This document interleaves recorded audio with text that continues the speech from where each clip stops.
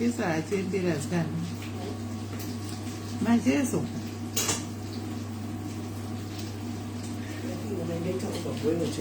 Maita over Nairo kadia some toko. Hi guys. Musumuki baba. Nasa musumuki mga musumuka ngarezi ni aba mulubikiro. Sasa ndawutiza kuti matani. Kana ndawutiza ndo dai camera moyo. Mwana gari. Naila ndizvo mulounge but it's okay. Munondiwandisa. Munangole. Right. Hi guys. You want like this? You want? Oh, you want Samsung. Hello guys, hi guys. Murisei say guys. How are you guys? Murisei say guys. Huyai munzwe nyaya iri pano. Huyai munzwe nyaya iri pano. Team diaspora. Huyai munzwe kurarama kwedu.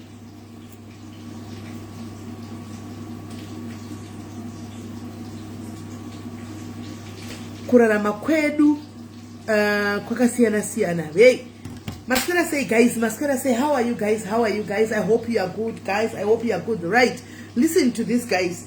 Mukaona munoziva imimi kuti timu diaspora somehow andimona haisi timu inoda kutamba nekungouya pama live nenyaya dzavo. Anti munozviziva haisi timu inoda kutamba nekuya kuma live nenyaya dzavo, but ukaona munazosimuka auya paruzhinji nenyaya yake uze kuti anenge agumigwa, anenge abatikana, anenge asazositi oita sei.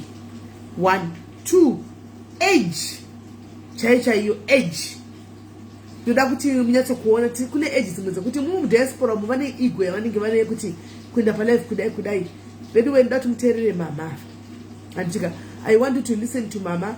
Probably unogona kubatsirikanawo une situations dzakafanana nedza mama, kana kuti anditika unogona kuvabatsirawo pamwe wakambopindana nezvaari kupindana nazvo panguva ino.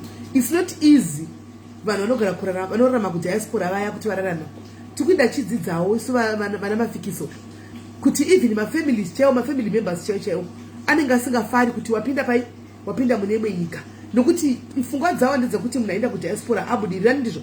Kungoenda kudiaspora watobudirira, watove nemari. Kune vanhu vatostruggle guys. Nani sivo. There are people who are also struggling here in diaspora. Mufungei varipo vari kustruggle zvokutodaro. Inogona kusave financially, mari anayo, anotsvaga anayo mari, asi zvikuitika mukati meupenyu hwake unogona kushamisika. Koita umwe utanga chostruggle even financially chaimo mudiaspora zvirimo. Right, without wasting time, regai ndikuita ndichibika guys, mondiregererawo mangwana imande. Saka zviya zvamakambonudza zviya ndikaita nharo namaigorongo ava kuchinzi tete muri kuita speed dzungu, hamusi kuzomabika every day ini. Ndakawozvivona kuti vaitaura chokwadi.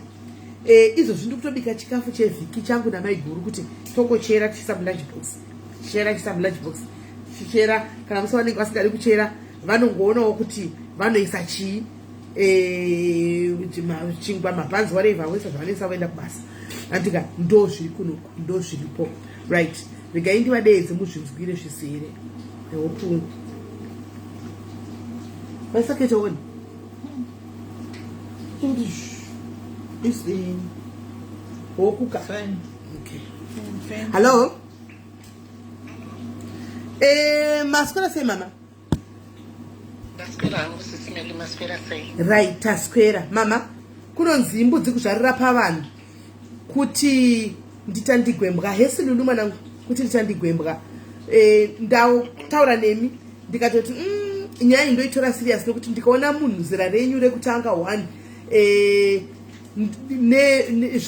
ne dambudziko nekudiaspora muneka ego kamina koso wobuda kura kuti zvinenge zvarema. Anyway, isusu pana pauyai family andika imi muri mai vedu munogara muchiteera muchiona munotozi you know kuti tinotorana sei pano. Mama tiripo pano hese ndombi ndokumbura kuti munarete story yenyu yese andika kuti mubatsirikane vamwe vakateerera. Okay, thank you very much SIS MELLY nenguva yenyu yamandipa. Ndakauya kunoku ku England 2001 pandakauya muno muengland ndine murume wangu nevana vangu vairi, but semamarriages zvinombonetsa zvozodi murume wangu left me nevana vairi. Ndine vana vangu vairi kudaro ndakaenda kuchikoro ndikanodzidza zvakanaka-nakawo, but ndakaita maproblems ekuti even though ndandadzidza madegree ndinawo ndaitadza kana kuwana basa muno munyika. Ndakagara makore years and years ndisingashandi, ndichiti nyangwe kutsvaga basa rekutsvaira chairo ndairishaya.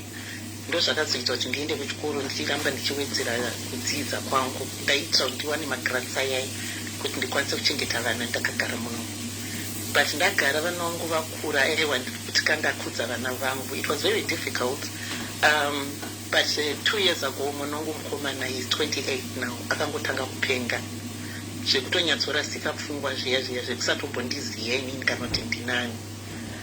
Arasika pfungwa kudaro mwana wangu akagara zvekuti kumental health, but ndakona kuti ari kungotakadzoka kumba akati garei todzokera mental health. Mwana anga achizvaramira upenyu hwake zvakanaka-naka, haaite zvemadrugs, haaite zvese izvozvo, but angorasika pfungwa zvandisiri kunzwisisa kuti chii chiri kuitika kumwana. Inini ndauya muno mu2001 ndakaenda kuchikoro. First ndakaita nursing yangu, ndaita nursing, ndakuda kutonopedza nursing yangu muna January, muna December ndibva ndadeedzwa zvikanzi paita kakukopana kamaita plagiarism. But patiri 4 vanhu ipapo pakadeedzwa vanhu, ndichinyatsozviva kuti hapana chandakanganisa, but pavanhu 4 ivavo ndini ndega ndakadzingwa chikoro. Ndadzingwa chikoro ipapo, at that time my mother was alive, vakandiencourage vakati aiwa hazvina nemhosva yese mwanangu, enda unotangidza. Ndakamuvha to a different university mazuva iye zvanga zvichiri kuitika. Ndikaenda ndikanotangidza nursing yangu. Ndapedza nursing yangu ndakagara futi ndichitsvaga basa. Ndakabata pin number, basa haringamuke SIS MELLY, haringamuke basa kana. Ndagara ndakazongodedzwa kukamwika interview kandakaenda. Ndaenda kudaro ndakasvika kuya andibva ndaita interview yangu, ndabuda kumuinterview iyayi ndobva vasara vachifona kuNMC. Ndabuda muinterview ini vasara vakufona kuNMC kuti handifunga kuti munhu uyu anokwanisa kuita safe practice, because agara nearly 2-3 years akabata pin number yake asingashandi. Saka ndokungosefani ndakatorerwa pin number yangu yenursing muno. Ndagara ndiri kungotambudzika nevana, mabasa ari kuramba, zvese zviri kungonetsa, zvese zvakangotsunga. Ndobva 5 years dzekuti watorerwa pin number dziya dzapera, neshungu. Ndobva ndati ndakutodzokera, ndobva ndadzokera kunursing kuya ndobva ndanoita return to practice yangu. Ndaita return to practice yangu, ndawana kabasa kangu, ndatanga basa.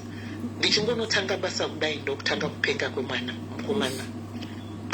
Ndiri kungotenderera nekutenderera, iko zvinezvi I've had to kuti basa rangu rekutanga mu-UK since 2001 yandapinda muno munyika, ranga rauyo muno muna 2021 ipapa ndopatanga mwana uyu kurwara.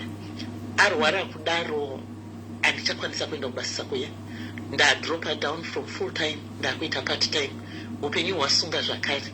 Saka ndopa ndati SIS MELLY regai ndimboyo ndimbobvunza kuti ndingabatsirikane sei, because I know kuti vamwe vanhu vambondiudza kuti vadi kumboenda kuZimbabwe, vamwe unowana vanhu vanokubatsira. Pandakatarisa situation yacho financially ndinoshanda part time muno, basa racho ndiri kuti ndikushanda 2 days a week, because ndiri mwana ari kuhospital. He has been ikozvinezvi mental health episode yake yakatanga muna 26 June kusvika ikozvinezvi ndiri kungotenderera nemahospital nemwana. Ndikaenda ndikagonomutora tikauya, ndokuti pandinoenda kubasa, ndikabva kubasa ndomboita zvekuchipatara nemwana.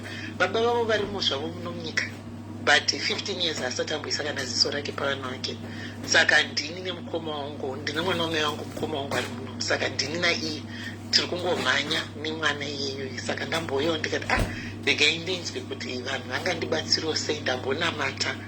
Ini upbringing yangu handina kukura ndichiita zvemaprofita, ndamboti ndiite, ndikambotya, ndikati nekunzwawo zvandinenge ndichinzwa pasocial media ipapo, ndikati pamwe ndikada kupindana namakumbo angu musirimo, ndakuita situation wese handichaziya, but ndatambudzika nemwana wangu ari kurwara uyu. And I think chakazoita kuti ndinyanyofunga kutsvaga rubatsiro kuvanhu ndechekuti the other day ndakarara ndikarota munhu achinditi izvo, naiwe uruda kungotarisa mwana uyu achiita zvaari kuita izvo.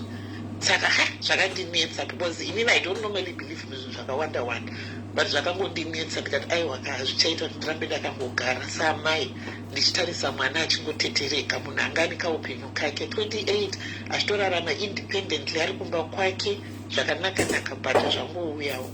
Ndosaka ndati regai ndiuyewo ndicheme pavanhu kuti pamwe someone angandibatsirawo. Right. Saka mama muri kuti makaita 7 years muchidzidza chikoro chenursing chinoitwa 3 years nevamwe ichi 3 years mane 7 years. Aiwa ndakatanga ndaita 3 years kadziyadziya, ndaita 3 years dziyadziya ndobva ndadzingwa. Ndadzingwa ndobva ndanotangidza. Kwandakaenda kunotangidza kwacho final year yangu andi munoziva zvemunomu kuti unoda DBS kuti uende kuplacement. DBS yangu haingadzoke, yakaita kunge 9-10 months ndakamirira DBS. Vakafona tikadini. By the time DBS yayakazouya 3rd year yangu yakaita spill into the 4th year. Ndokuzoita 7 years dzandakaita nursing yangu. Right. Ndabatawo pin number, ndoti ndabata pin number ndisina kana kushandisa 1 day. Ndabva ndaitorerwa pin number iyoyo. Izvozvi ndinayo yakadzoka. Ndakutiwo ndishande mwana uyo akutanga kupeka. Kuda kuti ndiende kubasa. Right. So guys, here we've got a situation anditika yeumwe wedu pano. I know it's asatamboita issue yekuti tinouya tisingatibetsere maya. Ndava mubvunzo wokutanga wandati nai mama. Mwana wenyu mukuru achingopenga akura pamakore amuri kutauraya. Imi hamusi kuda zviri normal nekuhistory yamandudza bva kumashure. This is not normal. Toziva kuti misfortunes ariko muupenyu, but enyu aya komadi kumbosimuka kuti muende kuZimbabwe. Mumbonotsvaga kufamba kuti nyaya idzi dzakamira sei. Mubvunzo chekutanga chamandudza vati SIS MELLY, ko ndinosumuka sei ndine mwana uyu ari kurwara. 1. Hanzi anobayiwa jekiseni rekuti pane panobayiwa jekiseni ka1 per week rekuti rinogona kumufreeza zvokuti anogona kufamba kuenda kumusha nekudini. But so far vari kushanda 2 days per week vasikana. 2 days per week. MuEurope muno ndodzavari kushanda pa vane pini dinesi. Pa 2 days idzi mwana wavo mukomana uyu anopiwa mari yemabenefits. Ndavabvunza zvese. Vachipiwa mari yemabenefits kudaro mukomana uyu anoita kunoku kana une mwana nemental health vano assessa mwana kuti anokwanisa kuti ave in control of mari anopiwa. Handimaona kuti saka mwana uyu akanyoresa iye anozviklemera mari yake ega, anopiwa mari yake. Mari yacho kuhospital kwaari ikoko hanzi anenge achingoorder zvinhu online, achingoorder zvinhu online. Hana kana central anokwanisa kuti adini asave hanzi endai kuManchester hanzi endai kuManchester munoyeresa mwana uyu kune chechi inonzi St John's inopfeka magenens white negreen zvopera. Chiri kuitika pana pati chekudai. So guys, kana uri munhu wekuti unenge wakambokura usina chitendero chemaprofita kana chen'anga, unotohla dzimwe nguva kupinda kuti ndodzoka ndatatambarana nezvakawanda. Handimaona.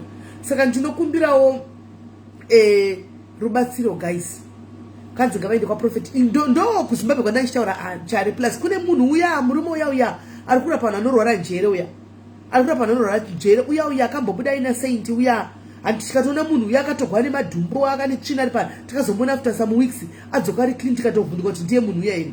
Ndandava tichinda iko kwanzi chivanhu ichi. Hatizi chinogona kuve chivanhu, chinogona kuita hama kuroyiwa chako. It's possible. Inogona kuve chivanhu, chinogona kuita kutove kuroyiwa, kubatirwa, kushinigwa. Imagine vakaya 2003, 20 years later vari muno, vane 20 years vari muno, asi ndopenyu vari kurarama. Ndopenyu vari kurarama. Saka tiri kudawo rubatsiro mama. Iko zvine zviri rubatsiro rwamungada kuvana veZimbabwe kana kuti masisters enyu ari pano, mabrothers enyu musanyare, mungada rubatsiro rwei mama? Inini kuona kwangu SIS MELLY andicha inini sezvandambokutaurirai kuti background yangu inini takangokura takagara mabhenji edu ekumethodist. Hapana izvozvi ndandichiti ndikandoenda naye kuZimbabwe, but nemashandiro andiri kuita 2 days I can't afford kuenda nemwana uyo kuZimbabwe. Ndobva ndambofunga futi nyangwe ndikaenda kuZimbabwe ndiri kunanga papi pandinoziva. Saka ndiri munhu iye wekuti ndiri kuda rubatsiro. Kana maenda kuZimbabwe, kana mati muenda kuZimbabwe, kana mati muenda kuZimbabwe, kokunanga akunetsi, tinogona kuorganize muri kuno mosvika muchitogamuchika iyo kunana Prophet Miracle uyu ava iyo baba vati achishaura yave kubatsira mukomana uya tinogona kutaura muchiri kuno mosvika muchisvikira pavari andimaona ma vanoenda naye pamanenge achidiwa ari paground vozomusiya kwenzi vadi kuya naye vodi vanofaunda naye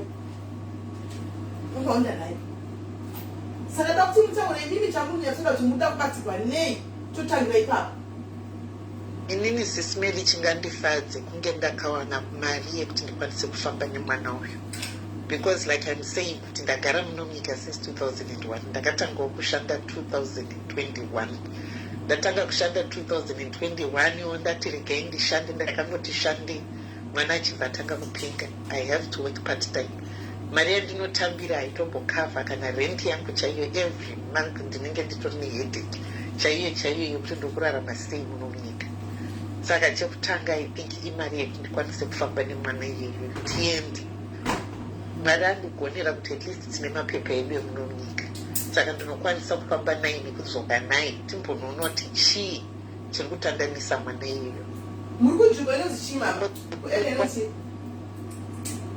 mati SIS MELLY muri kuarea inonzi chii ini ndiri kuessex kushaford 100 wokuessex right team diaries iri kuessex mama kuti atite maplatform akadai tinoitira zvikuru sei panguva dzakafanira idzidzi tivanotodawo munhu anovanyaradza vanodawo munhu anomira navo atika unogona kunosina kana sendi asi kuvepo kwako zvinhu zvakatokosha kutoendawo uchinovadongorera uchinovaona uchivanyaradzawo zvinhu zvakakosha tinobuilda marelationships kuti tibatsirane panguva dzakafanira neidzidzi. That's why we build hands up isinyemi hetari I expect you to go anditika Teresa is also in Essex. Thank you. Right team Essex iri kubudikira. We expect you panguva dzino ndosaka tiri ku diaspora kunyika dziri kure kwekuti ndikati izvozvo ndosaka tiumba ukama atidi kubhena ma bridges atidi kutsvaga ma enemies toda kuumba ukama kuti ndikaenda gwarawo vanouya vana maigura na vamwe vari papi sine limoni but ngatidai mwetsana naro kuti varapisa papi handimaona hanzi mwana ari kumentally don't you dedicate 3 months of working Monday to Friday hanzi question mwana kana ari kumental amukwaso dedicate here 3 months kuti munoshanda I don't know like iko zvinoizvika zvazvinoita kana mental health kunoko like now vanomutizvo 8 hours leave pavanomuti 8 hours leave at home with mom unofanirwa kuti unomutora kuti abude mumental health imomo unomudzorera iko zvinoizvi ari pa2 days overnight during the week saka 2 days overnight anouya opiwa 3 days 8 hours with mom zvakundipa 5 days kuti 3 days ndine ma 8 hours 8 hours 8 hours uchimutora uchinomudzorera oita 2 nights ari kurara kumba but achingori sometimes I find myself ndiri motorway 1 am ndazvitadza kunomudzorera saka situation yacho is just ndinomboedza kuti kana ariko sometimes ndomboskipa kusanomutora ndombomusiya ariko but ndinotoona kuti and kuti agare imo mental health munongoiziya apika mahabits mamwe ekuti iko zvine zvimwana yakaenda ikoko angasingapute fodya angasingadi mahabits akaipa ndo adzoka nawo manje esai auya akuputa fodya kubva kumental health the more time yaari kuspenda ari ikoko the worse things are going saka indotoona kuti kunomutora ndichitoita zvakuma 8 hours aya naye zviri nani because upenyu hwake hwese huri kutongoenda ndakangomutarisa kudai okay right no tiri kunzwisisa right team diaspora ini ndakauya kuzokubatanidzai ini ndakauya kuzokuunganidzai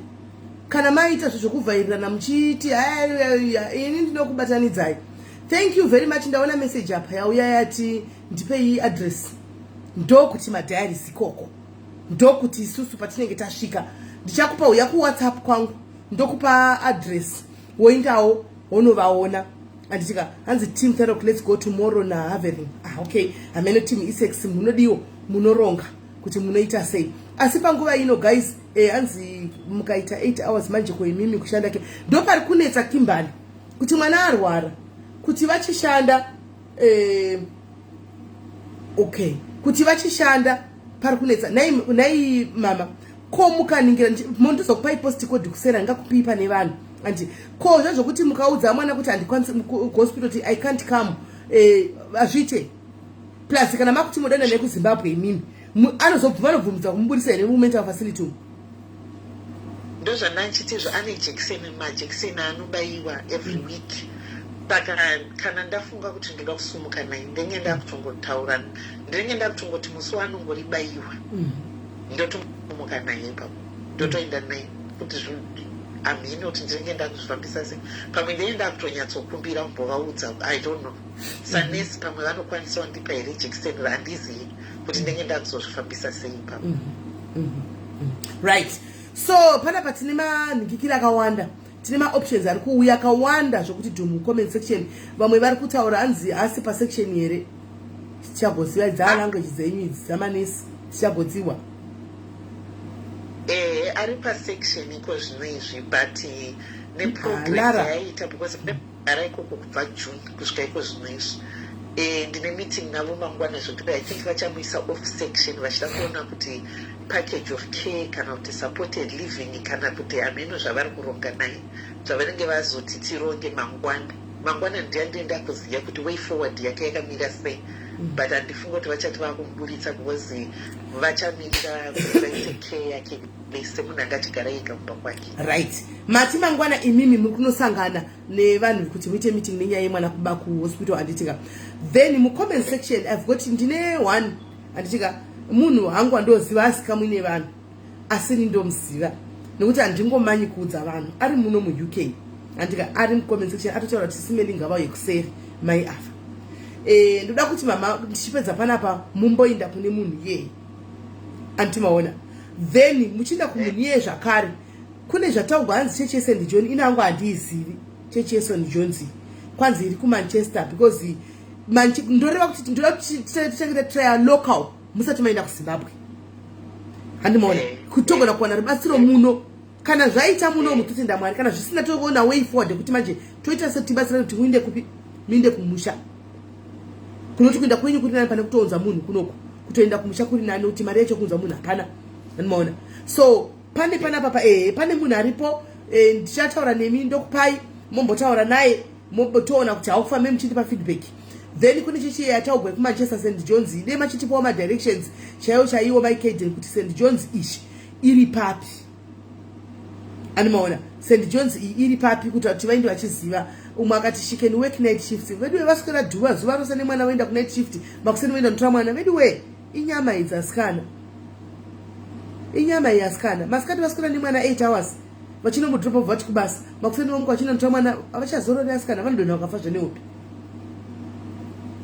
vandona vakafa aiwa funda munhu kwakuenda kuAfrica kwakuri kutsvaga solution kuti tione kuti solution yavo chingava chii handimozati kuZimbabwe kune vakawanda vanhu vari kubatsira vanhuwo vechechi antimaona ndo kwakuri kuda kuenda kuZimbabwe asi zvandanchiti nimbudzi kuzvarira pavanhu kwabva kwauyawo maideas akawanda andimaona hanzi can travel on his office regai vatangire mukati munomu vatangire muno vakatangira munomu takaona kuti muno hazvisi kubatsira zvikuramba zvakadaro hapana change then we organize kuti vadini vaende kuZimbabwe votakura mwana iyeyu panongobayiwa jekiseni musi weyo votorova pasi votoenda naye kuZimbabwe handiti maona so kusection ariko but ndopavari kuti kusection uku akuita zvokutosvita fodya akuita zvokumwa doro zvaanga asingaiti kusection kwacho ikoko tisingaziviwo kuti zvinozofambavo sei nandoziviwo handimuri kuona biological father hanzi varimo muUK munomu asi vakarora mumwe mukadzi vakarora mumwe mukadzi biological father saka havaneini vana ava vadi kuzviwa zvevana ava handimuri kuona havadi kuwa nezvevana ava saka ndo pane nyaya ipapapa ndo paita nyaya saka vakoma she can request deputy she can request alright vakoma regai ndimbokudonhedzai vanhu vafone tiri muchinzwawo muri muconversation pfungwa dzevanhu asi ndichakupaikwa kuti mumboinda nditika tione kuti zvakamira sei alright thank you very much guys ndokumbira kuti muactivate ka star party yatanga guys chimboka ndeyo kana 200 darika isa davana phone star party yatanga guys for me chingwe activate ayo kama stars. Thank you chingwe activate ayo stars guys. Star party yatanga right. Saka varida kufona chifona itionesane kuti tingabatsira mai ava sei ndisati ndaunza umwe munhu zvakare. Chifona itinzo kuti mai ava thank you Chedza ne 50 stars. Tione kuti tingabatsirana sei. For 19 guys. Vari ku UK, you know best, you know better. Thank you Judy. Thank you Anza, I'll get a postcode now. Yes, you can get it. But thank you Belinda Mawari. Thank you very much. Anza, I want to say something, but I can't see the button. Me, I don't know how it's done. Ish. I'll call you back, my brother. I'm still on another live. I'll call you back. I'm still on another live. Okay. Right. I'm gonna say my guru. Hey, guru, what are you? Right. Quite St. John's do mambo to thank you Rufaro Page, thank you Messi Mzonga, thank you Chedza. Right, for 90s guys, wadafona kutipe masano titaure na wakoma veda tinzo kuti how best can we do it? Please can you call in? Can you please call in? Thank you Mike Aiden. Thank you. Tinzo kuti tiva how best tivanga batsika na sense ndafona rava. Na pepe say you do it for WhatsApp. You say stop at 3 minutes guys. Tione kuti zviri kufamba sei fona guys. Guys, for 19.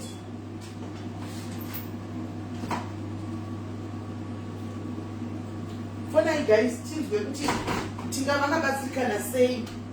Uyaone pfungwa dzako. Tuonesane, uyaone pfungwa dzako tuonesane kuti how best can we help?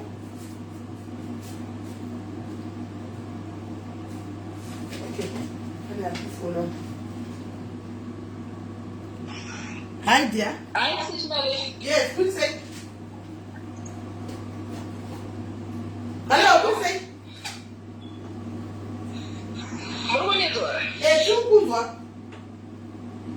Yes, I'm searching room for you're my profit as well. It's really good. If you want, I can send you my details actually. Yes, as it is right now, we want all the details so that we can help you. We want all the details. Yes, as it is. I'm going to forward you the address. One will be in the Sunday. Okay. Yes, just give us one post code or somewhere. Thank you, Clara, so that we can give you. Thank you, my case, so that we can give you. All right, I will take it to you. All right, thanks very much. Right. We are to focus on you guys. We are to focus on your answer for this near. Okay, it's near to Sussex. Hans Miller America episode. Sure. Thank you, Chedza. Fista. Thank you. Right, what about Ramadan phone, guys? Thank you, my case. Challenge my profit on 10 days when Kayese. That's why in the kuchechi at the end of the day. At the end of the day, they'll divide you and your family. Let's also consider the condition of your son.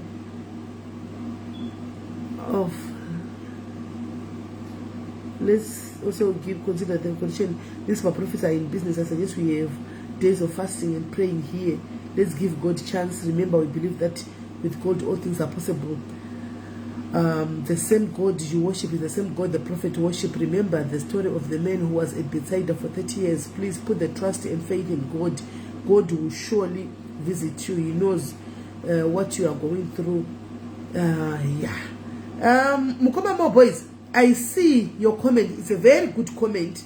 Thank you for the stars, guys.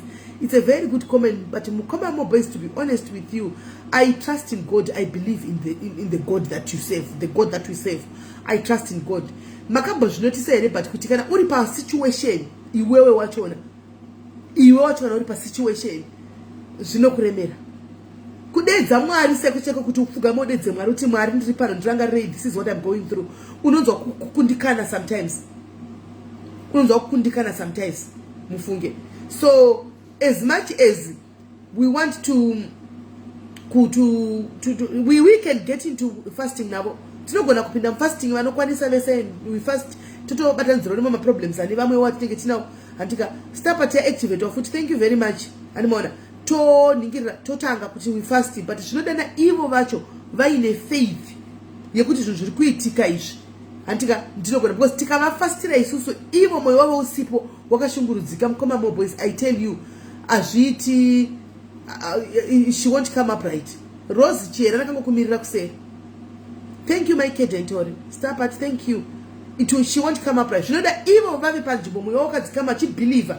Remember belief kuti faith inodiwa panyaya dzakafana idzi. Faith inodiwa, and at the same time we can't rule out kuti even in the Bible there were anointed prophets of God vaitofamba vachinamatira vanorwara vachipora, but the same people vainamatira vachipora vainewo vanhu vainamata Mwari, but God had given people some other prophets of God certain powers andika dzatisina isusu. If you take for instance vana Paul, mapowers avanga now we don't have, andimona vana John the Baptist, the powers dzainadzo today, so not everybody has.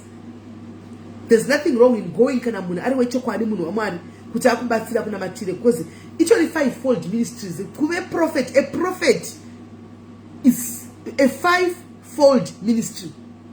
It's involved in a fivefold ministry. And more, but prophets, saka we cannot all be prophets, and we cannot all be vanhu. Thank you my case. And more, so we can pray susedupano and we organize this. Let's have my fasting days and what, but Jaida Ivo Maive Mwana. Alright, thanks Mamoy, thank you. Jashida Ivo Maive Mwana, very popa shiri. Thank you Lucinda, very popa shiri. And Mona, then she to pinda nasho. Ameno amekuti mune muono oyere wami now. Mune muono oyere wami now. Mune muono oyere fona ikana mune muono. Let's help her. It's the first time we have a case like this here in Europe. Let's help her. Let's stand with her. Let's see her through kushwa pane vari kuva mutoni here vanti batewo kuseri. Alright. Anes ndoko auri. Ndoko anes aritsvaga munhu ari kuva mutoni unonga aritsvaga munhu kuti ku diaspora kune loneliness guys. Kune loneliness ku diaspora kunoko. Zvokuti iko zvino I now understand. Thank you Sisi D Mamo. I now understand vanhu vanenge vachiswera pamalife. I now understand kupenga kwatinomboita vamwe pamalife. Zvokwadi what type of mental health issue andina kuzobvunza Lucinda, andina kuzobvunza. Asi zvokadi chikutika ndechekutika kuno toda kuti uone umwe munhu kuti unenge uchitaura naye woga imagine uchigara wega every day unopenga kusvika kupenga chegwara njeri chaiko. Sirenika, thank you very much. Thank you very much. Saka this week guys, my teacher say we fasting, we don't have a problem in fasting because to fast zvinhu zvakawanda zvatotofastira zvatotonamata nezvazvo.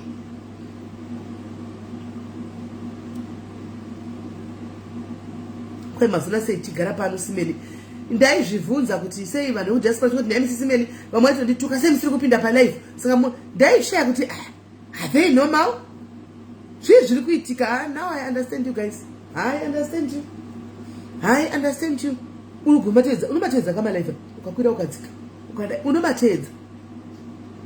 Ine hangu ndinogona kuona mamovie manje, saka ndinozoona movie. Mamovie ndinogona kutozoona kana 3 chaiwo andimona. So ndokutosiyana kwacho guys. Environment yacho yakatooma, the type of illness is the starting point. Tichiziva urwere hwacho vangoti mental health iyoyi handinyazozivi kuti hanzi come kuseri. I don't feel comfortable, but sometimes panacho you have to come. You have to come by life so that vanhu vakuzive. And what? Because we cannot keep on directing people to you kuseri vanhu vasingakuzivi. You have to come by life. Vanhu vanobatsira vandakubatsigwa vazive munhu ari kuvabatsira. Pane munhu anobatsira vanhu ari pana pari muno muEurope anonona, but anongozikama nendoga guys kana nemikuita iri ngauye amboonekwa nevanhu, auye uonekwe nevanhu.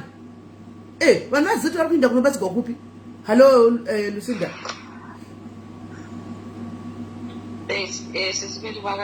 Musa kuti sei dia ndiri right. Ndakatoda kuti kuvhunza kuti ndiko kuchipataro kunzi diagnosis yachona ndeyekuti kudii. Yataugwa vataura setonogwa pakumeseje izvo zvavo schizophrenia PP. Schizophrenia. Schizophrenia pale meya zvanyogwasa Alright.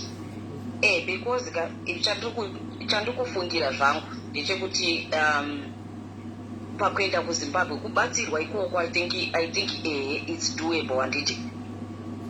But pakuenda kuZimbabwe apa ivo vanenge zvavataura kuti anokubayiwa majekiseni nekudii because ininiwo hangu like vanhu vane mabhilisi akasiyana anditi because the schizophrenia yachona ukada kutarisa ndozvakenda ndichibvunza ukada kutarisa kune vanayo vanenge vari pamedication then zvoita sei zvostabilize ndisingazoziya zvangu ndosaka ndandichibvunza kuti diagnosis yachona iri kuti kudii because chimwe chinhu handisi kurevera zvangu uyu mwana because chimwe chinhu chiri kuitika SIS MELLY vana ivo mazuva ano vana vari kuita zvakawanda tisingazivi because dzimwe nguva zvinoitika schizophrenia yachona can be inogona kuwanikwa futi nenhiki through masubstance abuse as well. Vana vatinenge tisinavo 24/7 saka dzimwe nguva handizivi hangu kuti zvakabvira nekupi because vari kuti mwana anga ari right handiti ndobva zvazongotanga saka tine basa redu tine basa zvinotonzwisa tsitsi asi I think hakukubatsirwa vanofanira kubatsirwa kana paishe ma yemwana tainzwa kuti mwana akatanga manje ko yavo iyo isi yavataura kuti kudinani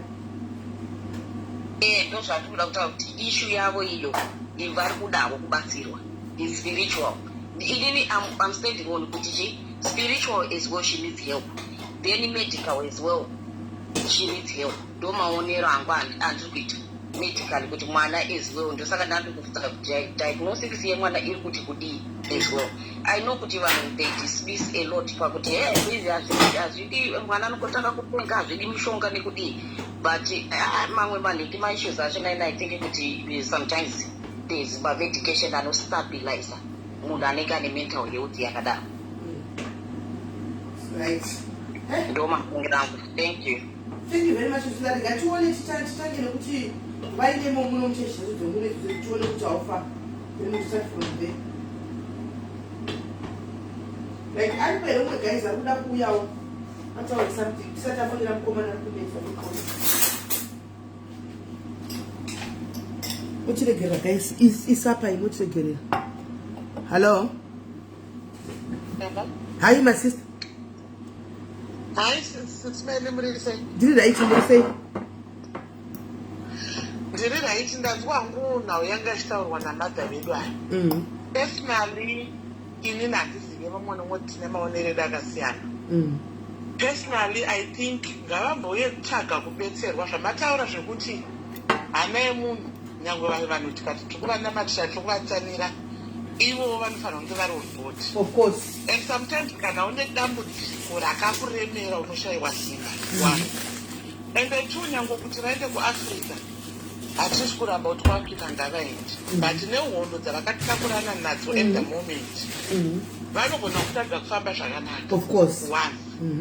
And apa pavataura vakati sometimes vanotora mwana 1 or 2 days vanonomudzorera pakati peusiku before that. Kana help ichikwanisa kuwanika vachimbokwanisawo kuti vambofamba havo wega kuchivanhu wega kune vanonamatira vambobatsirwa before kana vachizosumuka. And also when we are there SIS MELLY varume vedu ava vanotitisa vana tinenge tiri bhicha vari kumbotaura here nababa kuti he is not contributed anything kubva kuzvarwa kwemwana. Hanzi baba vachitozivo zvimwe zvinhu kumba kwavo. Hanzi baba havatori nechekuita namai ava nevana zvachose 15 years now. Saka kana kutaura anything kuti havanavo chekuita waindi kutaura ndichidaro SIS MELLY. Ndofunga nditore nesim situation yakamboda kudaro mwana wangu akadzaita ADHD aita autism. Ivo baba vacho vakanga vakati aiwa hakuna izvozvo but muno musevanhuwo tinoziva kuti zvabva kutaurwa naLucinda kuti nyangwe tichitsvaga zvatiri kutsvaga spiritual tichitsvaga spiritually medically futi tinenge tichiteera zvese asi zvese izvozvo kwazotaura nababa vacho nyangwe vanga vasina chekuita nemwana 14 years dzese isa message kuwhatsapp pana isa message unotanga kunzwa zvimwe zvinhu unotanga kunzwa zvimwe zvinhu zvekuti the moment wakatanga unotaura navo kusha wanga usingadi kuita anything to do nemwana but zvakati nezvakati zvikuitika pamwana akatanga kuplaya pati yake akatoenda kumusha kwake akati zvokumusha kwedu ndinozviziva zvinhu kuzotanga kutaurana kwatanga takuita nyangwe medical site iriko zvakakauma down inini zvanandisangana nazvo okay saka vari kumboenda here padrawing board yekuti as much as baba vari kuramba this is the situation tese tiri maparents because right now I'm even surprised kuti vakasimba kudai so because mentally she won't be okay. Of course. Apa havasi kunatsa kushanda. Vati havasi kushanda. She tried applying for PIP net-ELA because even though menkera wemwana kana mwana asiri kuchipatara. Inokwanisa kuva booster mari itori nani kudarika yavari kushanda. Okay.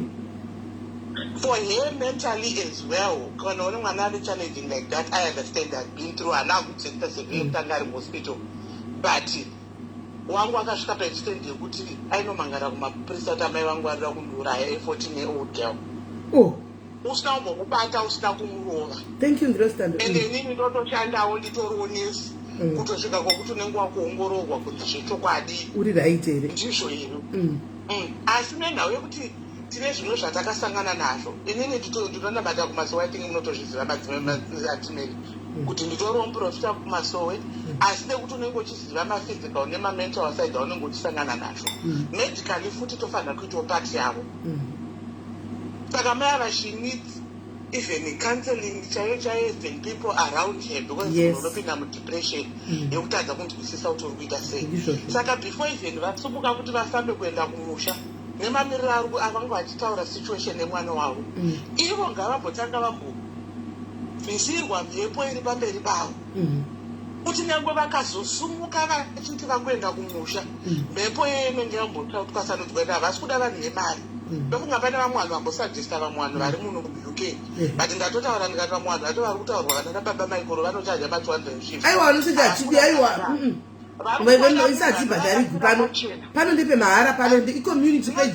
saka isi for free baba maikore wako vachida unamatira mai ava vanotofanwa kutaura panapa kuti ndikuita mahara voita mahara aiwa ndozvatanditaura kuti st johns variko vanobetsera kwesex kwavariko vest johns variko bhora mutu kudhusere kwavo manchester vanogonavo kuya but bhora mutu semubranchi iroro kuna ana luton ukoko kuna ana baba variko kuna ana slawoko kuna ana baba variko vanotobatsiravo nana amai variko but zvakudipendawo nemunhu kuti ari kutsvaga zvipi zvechivanhu zvipi kunamata but kungoti vangosumuka vari zvavari vachiti vari kuenda kuende kuti hazvibude ende kuti vangosumuka zvavari kutaura kuti ndinosumuka nemwana nyangwe akabayiwa jekiseni rekuti is numb for that moment anogona kutozonoita hovhiyo kumbekoko kana kutotadza kukwidzwa ndege rikatozoita weti kudarika zvazviri iwo chavari kuda ngavambotanga vamboti kana vavaona vanovabetsera panapa ika nyange machembere ari pakazara panapa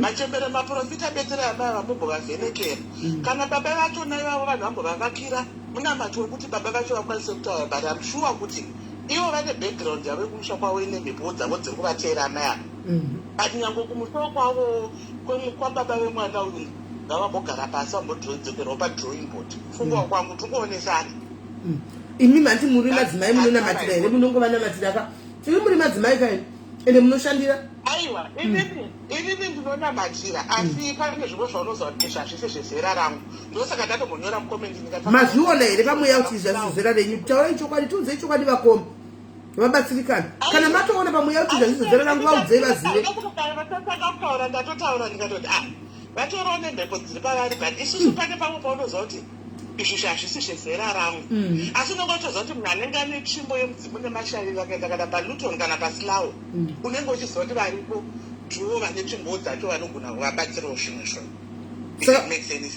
saka vari kutoda vanhu vakasimba ivo vane mhepo dziri pavari vari kutoda vanhu vakasimba kwete yesvejasveja hongu madzi bradha wedu mobhoezi ataura havasi vese vari kuvaprofita venhema vari kuvechokwadi ati pane pamwe kuti unotozivako mumwe munhu anogona ngokutaurira kuti dare rako rakamira rakadai asagona kubetsera but at least unenge wane direction yekuziva kuti inini ndiri kunditambudza ndechipi aiwa kusilawu kana muchireva kusilawu munoreva kwa uyu unonzi arikoni unozaniko uyu wokumbodhakwa muprofita uyu waimuprofita wodhakwa woprofita noikudiko anozaniko wokumbonetsa kulutonu kulutoniko unonziko ndiko kusilauku anozaniko kulutonu kuna baba Segwero ichite kuna problem baba Fabuloni kuna vaprofita vakawandisa yango kusilawu vaprofita vari pasilawu pane vaprofita 6 vechidzibaba kozoti vechidzimai 3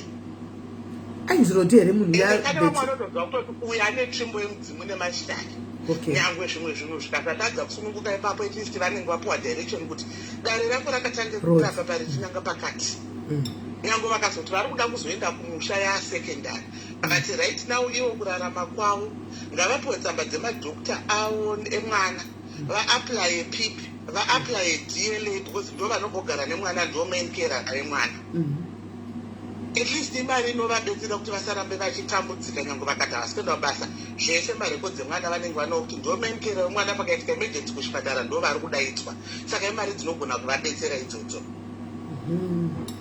Okay, no, thank you very much.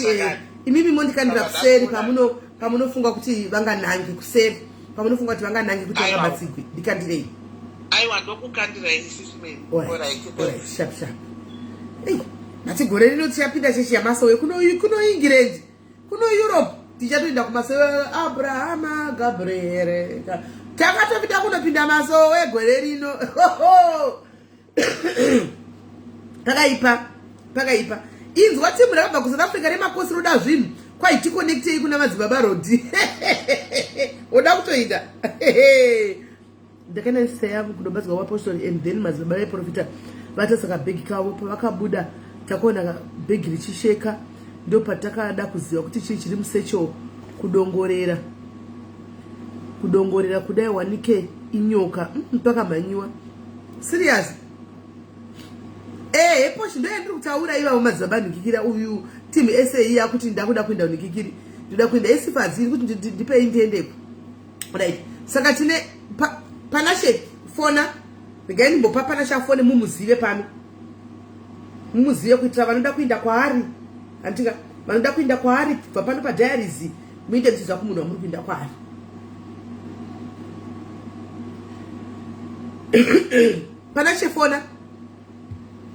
panashe fona imaivhura bhegi remunhu kodai mamakarumwa makagobogwa zvigumwe maiti kudi muvhurire mabhegi avanhu ucharumwa imi mai vemwana kurwara right number dzimwe dzauya okay dzimwe number dzauya regai timbovafonera tivaudze nyaya yokuinda kuna baba vemwana iyi timbowa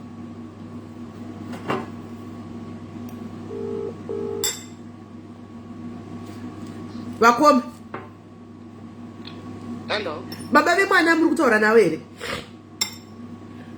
baba vemwana pakatanga kurwara ndakafona because haakasimbori-involved zvake nevana vake since kurambana kwatakaita but ndakafona ndatopiwa advice yekuti uzivisa vekumusha kwevana kuti ndo zviri kuitika kumwana pandakavafonera vakati aiwa tiri kuholiday kuteki tichazokufonerai kana tadzoka kubva kuteki vakadzoka kuteki ndokunyarara kana kuuya kuchipatara kana kuita sei sakubva ipapa imamazombovafonera futi aiwa ndobva amboita futi imwe episode ndobva amborwara futi ndikafona futi ndikaudza ndikatofonera mai vanhu amwene wangu kuzimbabwe ndichitovaudza kuti ndozviri kuita mwana ivo vakanditi tumira mapicture emwana ndiende nditomhanya kuampostori kwanhingi havena zvavaitaura ndikaita zvese havana she never got back to me ivo baba vemwana havana iko zvineizvi kubva juni yarwara mwana kusvika iko zvineizvi ndakavaudza ndikatoudzana nabambi nanani ndichiti vaziye kuti ndo zviri kuitika kumwana hapana kusumudza kana chigumwe kuenda kana kuchipatara kana kufonawo kungobvunza kuti nai mwana uya zviri sei hapana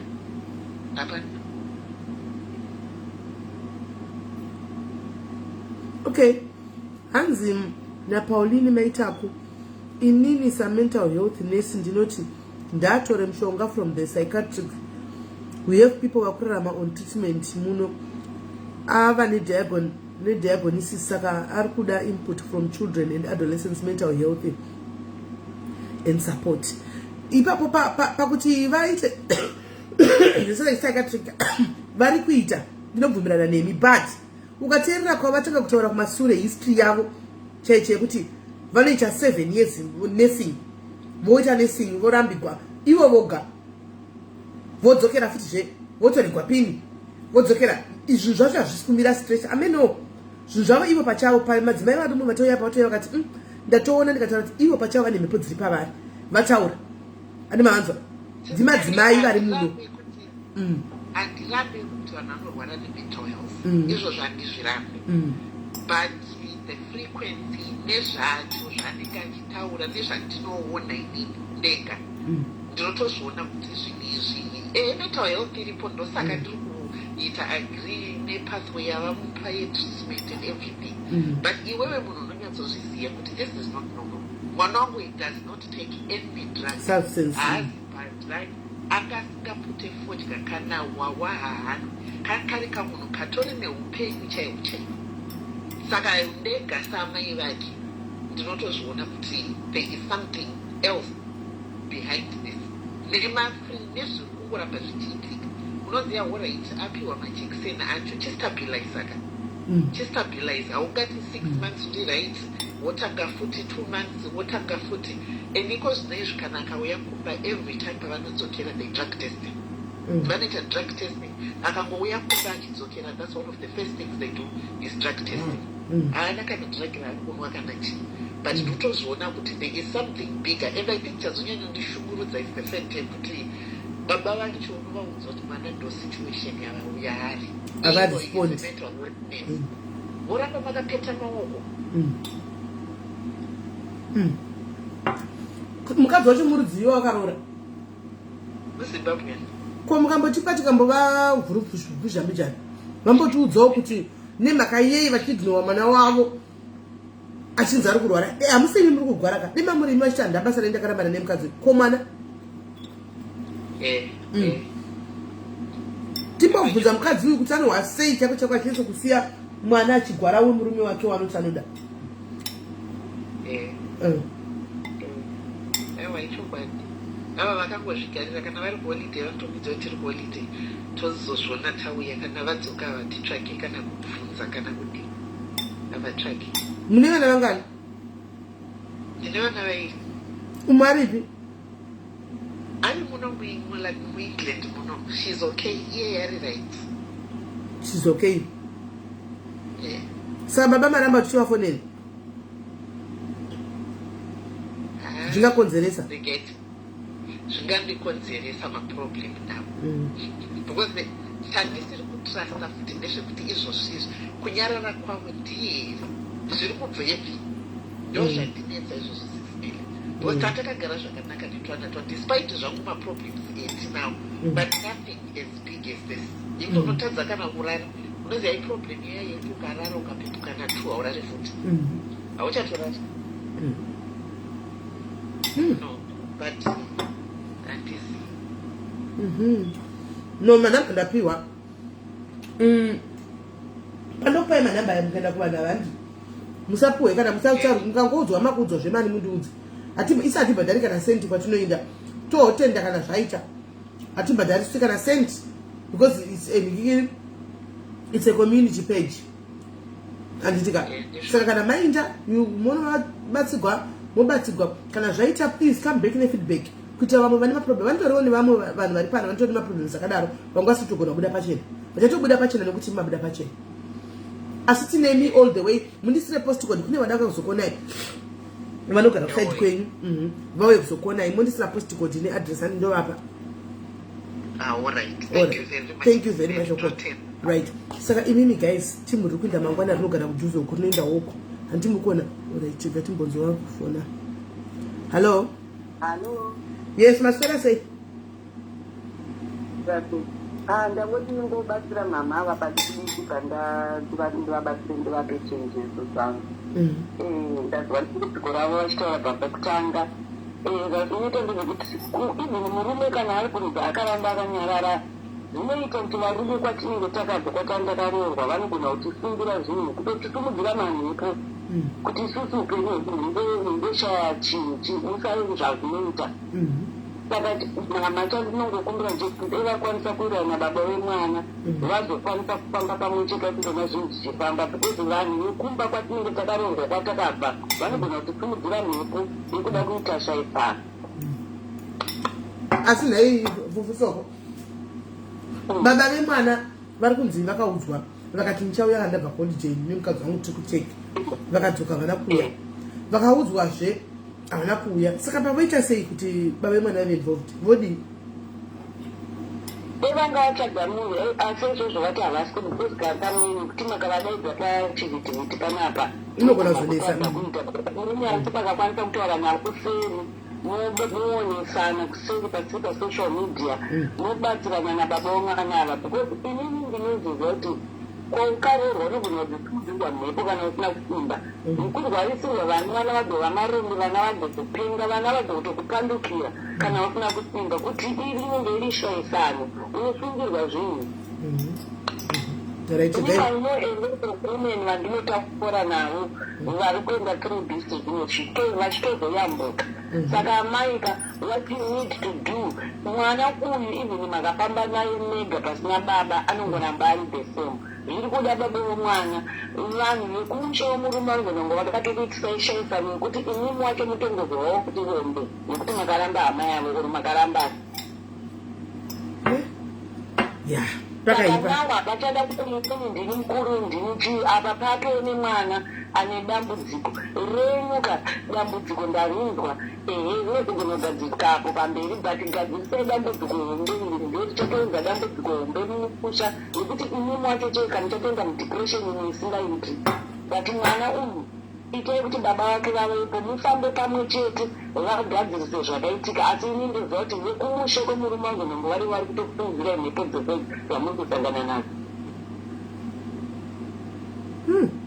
saka tsvagai munhu anokwanisa kukubatsirai kuti mutaure nababa vomwana ava baba vomwana votaurawo zvavari kutaura muona kuti mofamba sei kuti mwana agadzirisike kueurope kunoku muuk munongogara ndichitaura vanhu ndichidzidzisa vanhu kuti unosimudzirwa mweya yakaipa ende vanhu havazvibhilive zvavo but zviriko unotwa rombe benzi taimurombe munomwingei if you are not careful saka musakumboti baba vamuchita lezilezi nazvo uro motanga kufamba nemwana uyu baba wake wasipo zvinogona kumuramba itai kuti baba vave involved mudambudziko remwana uyu dii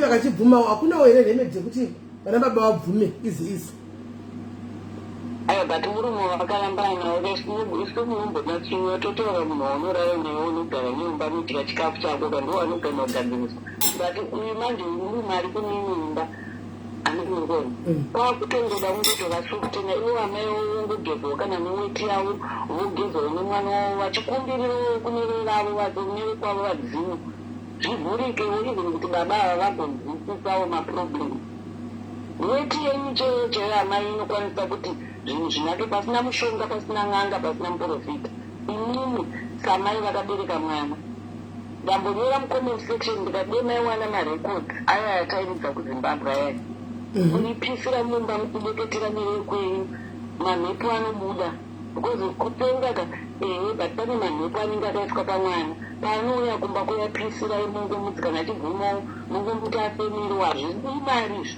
zvii zvamunongoita zviri izvi indozvitrayai but inini ndiri kuti baba vemwana ngavave involved munyaya iyi vanoziva zviri kuitika.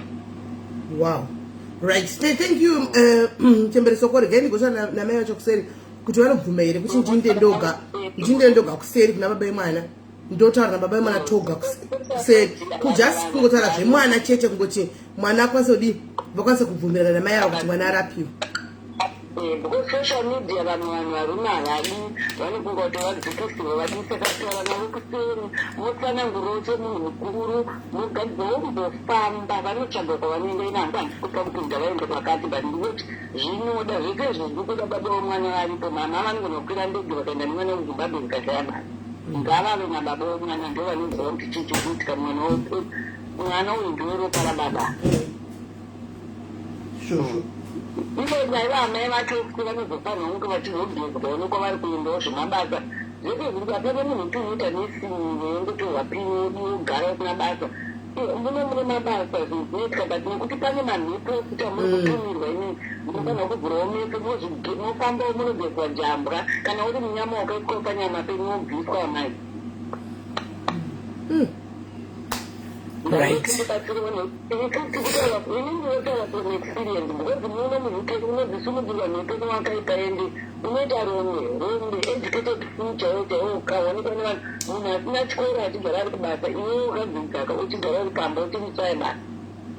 Saka ngavavhure meso vamboona vambotarisisa vafundisisa after big life mataura navo kuti vafambe kuti zvinhu zvinacho zvinovanakira hapana dambudziko rakanyanya but kwakungoda kuti munhu achitongotoshinga kuti upenyu hwapambike.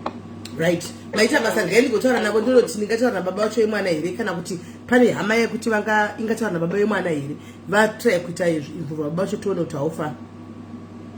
Thank you,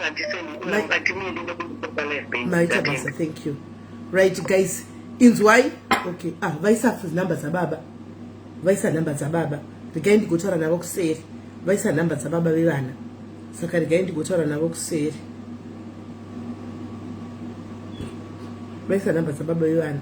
Ndigaindi kutaura baba vevana kuseri. Tionesane vazive kuti ichi chikuitika kana vati kudii votaura nemudzimai wavo. Tionesana vandipa number za baba vevana. Right.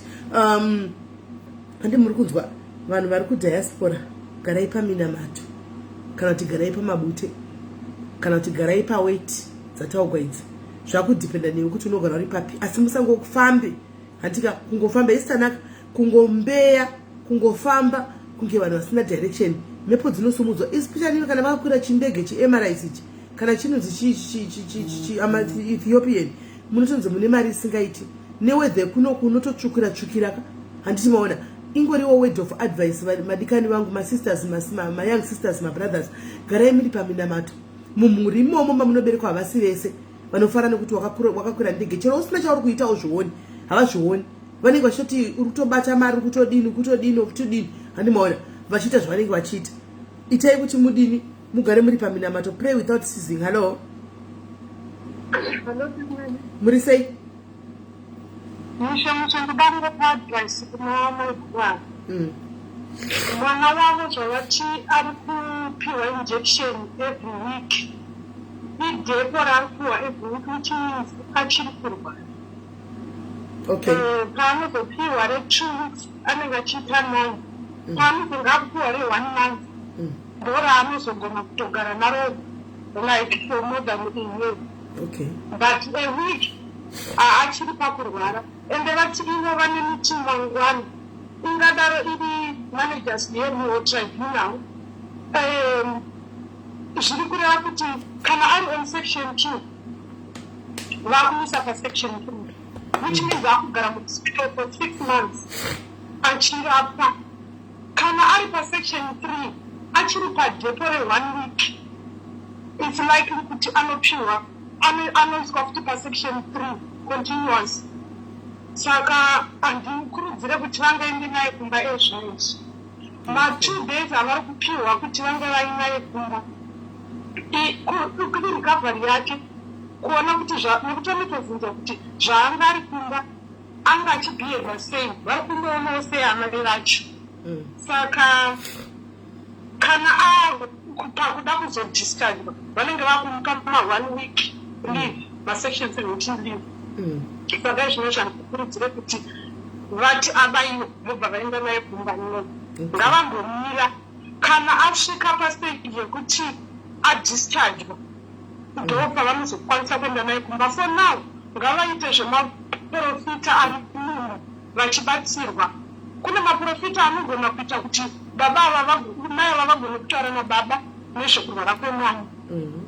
Last year ndakanetswa nemwana ndikauya pano ndikataura naprofeti Jose vakangomiti vana vari kudiwa kumusha kwavo.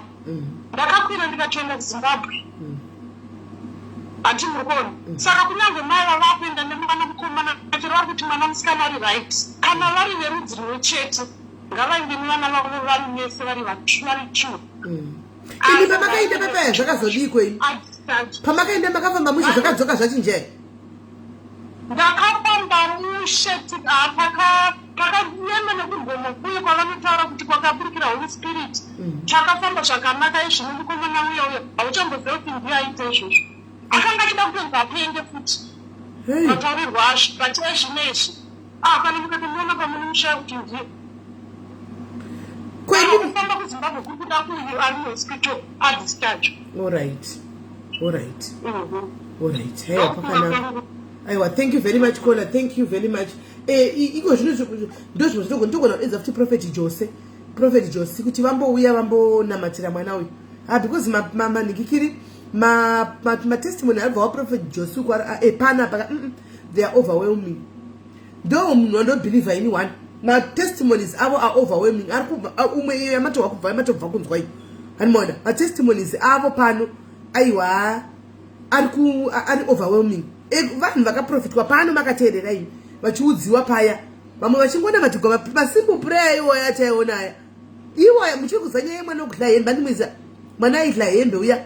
Achidla hembe achikuchikoro kuvatambura naye achingoruma hembe achingodla mai vacho achingodi paakangona matigwa pano paya aachadli hembe wakabva angosiya ipo paya aachadli hembe mufunge hembe macho vaitosha kuti wodini tisheti yenyuwa nhasi paanongoenda chikonodzoka mangwana wakadla kudla kwete kuti anofira kamatauro chaiwo waitsenga matauro achimedza vanimona togona tombotautiwa dani vambouya futi panapa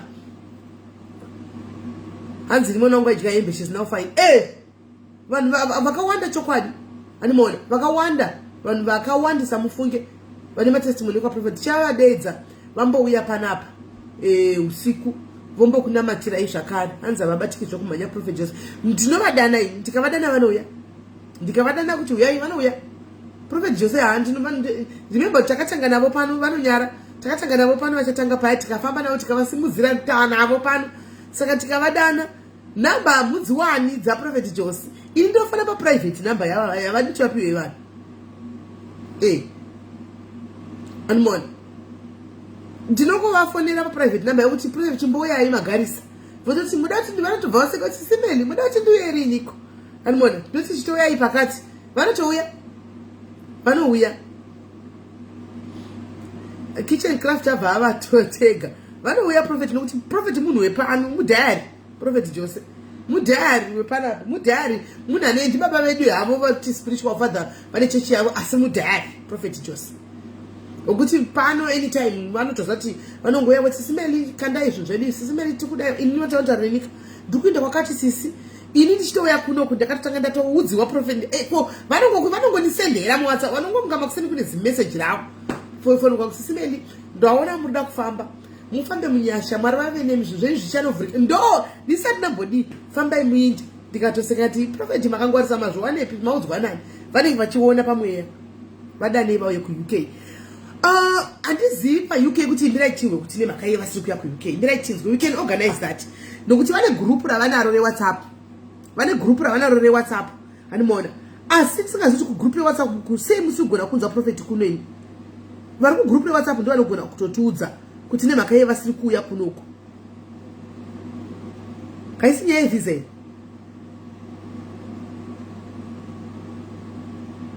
iyi vaguma vasi vangu vari palive izvozvo vangu vari paonline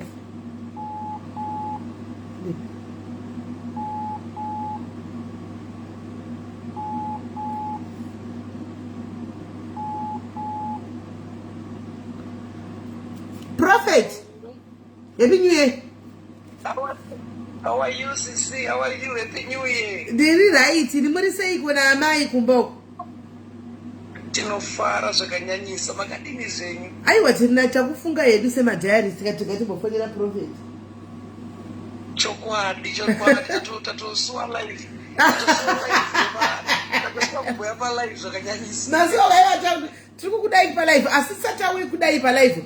Tatine mubvunzo raida kubvunza kuti nemhaka yei musiri kukwanisa kuya kuuk chichi kuitika our program manje program iripo this year sisi pane program yatinayo kuno kuZimbabwe a very mega event inonzi Night of Creation. It's a mega all night. Ndakaiona kugroup renyu rewhatsapp very good kuitira kunational sports saka tiri kufamba mumatowns akasiyana-siyana. Tavana last week, sorry if it's not shusho manina wewe. Paridza sorry. Saka tufamba mumatowns, kumarondera, kumachi. Saka tanga process yacho. Okay. Saka ndiri kuti maybe vamwe after tapedza zvenight iyoyo manje because muna August so 23 tapedza zvenight iyoyo manje ndafree kana kufamba ndichita sei ndafree. Okay, so no patiri kuda kuzonzisa ndepekuti pane pepa pamaida kuuya nditi pamaironga kuda kuenda kuUK paya hamuna kuzoenda chii chamakanyimwa visa here pane chakanzi chitoda kuziva kuti home office yakati chii? Yeah, pane ma-reasons apo guys because I'm sure maybe tikapula nevamwe vanga vakawanda so but I cannot maybe say the actual reason but as pepa zvakaramba zvechokwadi but maybe hatina kuzoramba chida kutraya simply because ma-programs anga kuzongoti one after another as pepa zvakaramba. Yes, pane ma-reasons apo but ndakanganwa manje but asi zvakatoramba. Okay, because tatichingotaura hedu kuno kuvanhu vakati ko ngatimbounzai Prophet Josi kuno ndikati no last time vaida kuuya paya asi vakatadza vana kuuya ndingaitimbodzwa kuti chipepa pane mareasons ekuti chii kuti vasauyi. Very true. Very true. Chokwadi, but I will check ndokusenderai paWhatsApp kuti vakayanzo kudini but I will definitely check.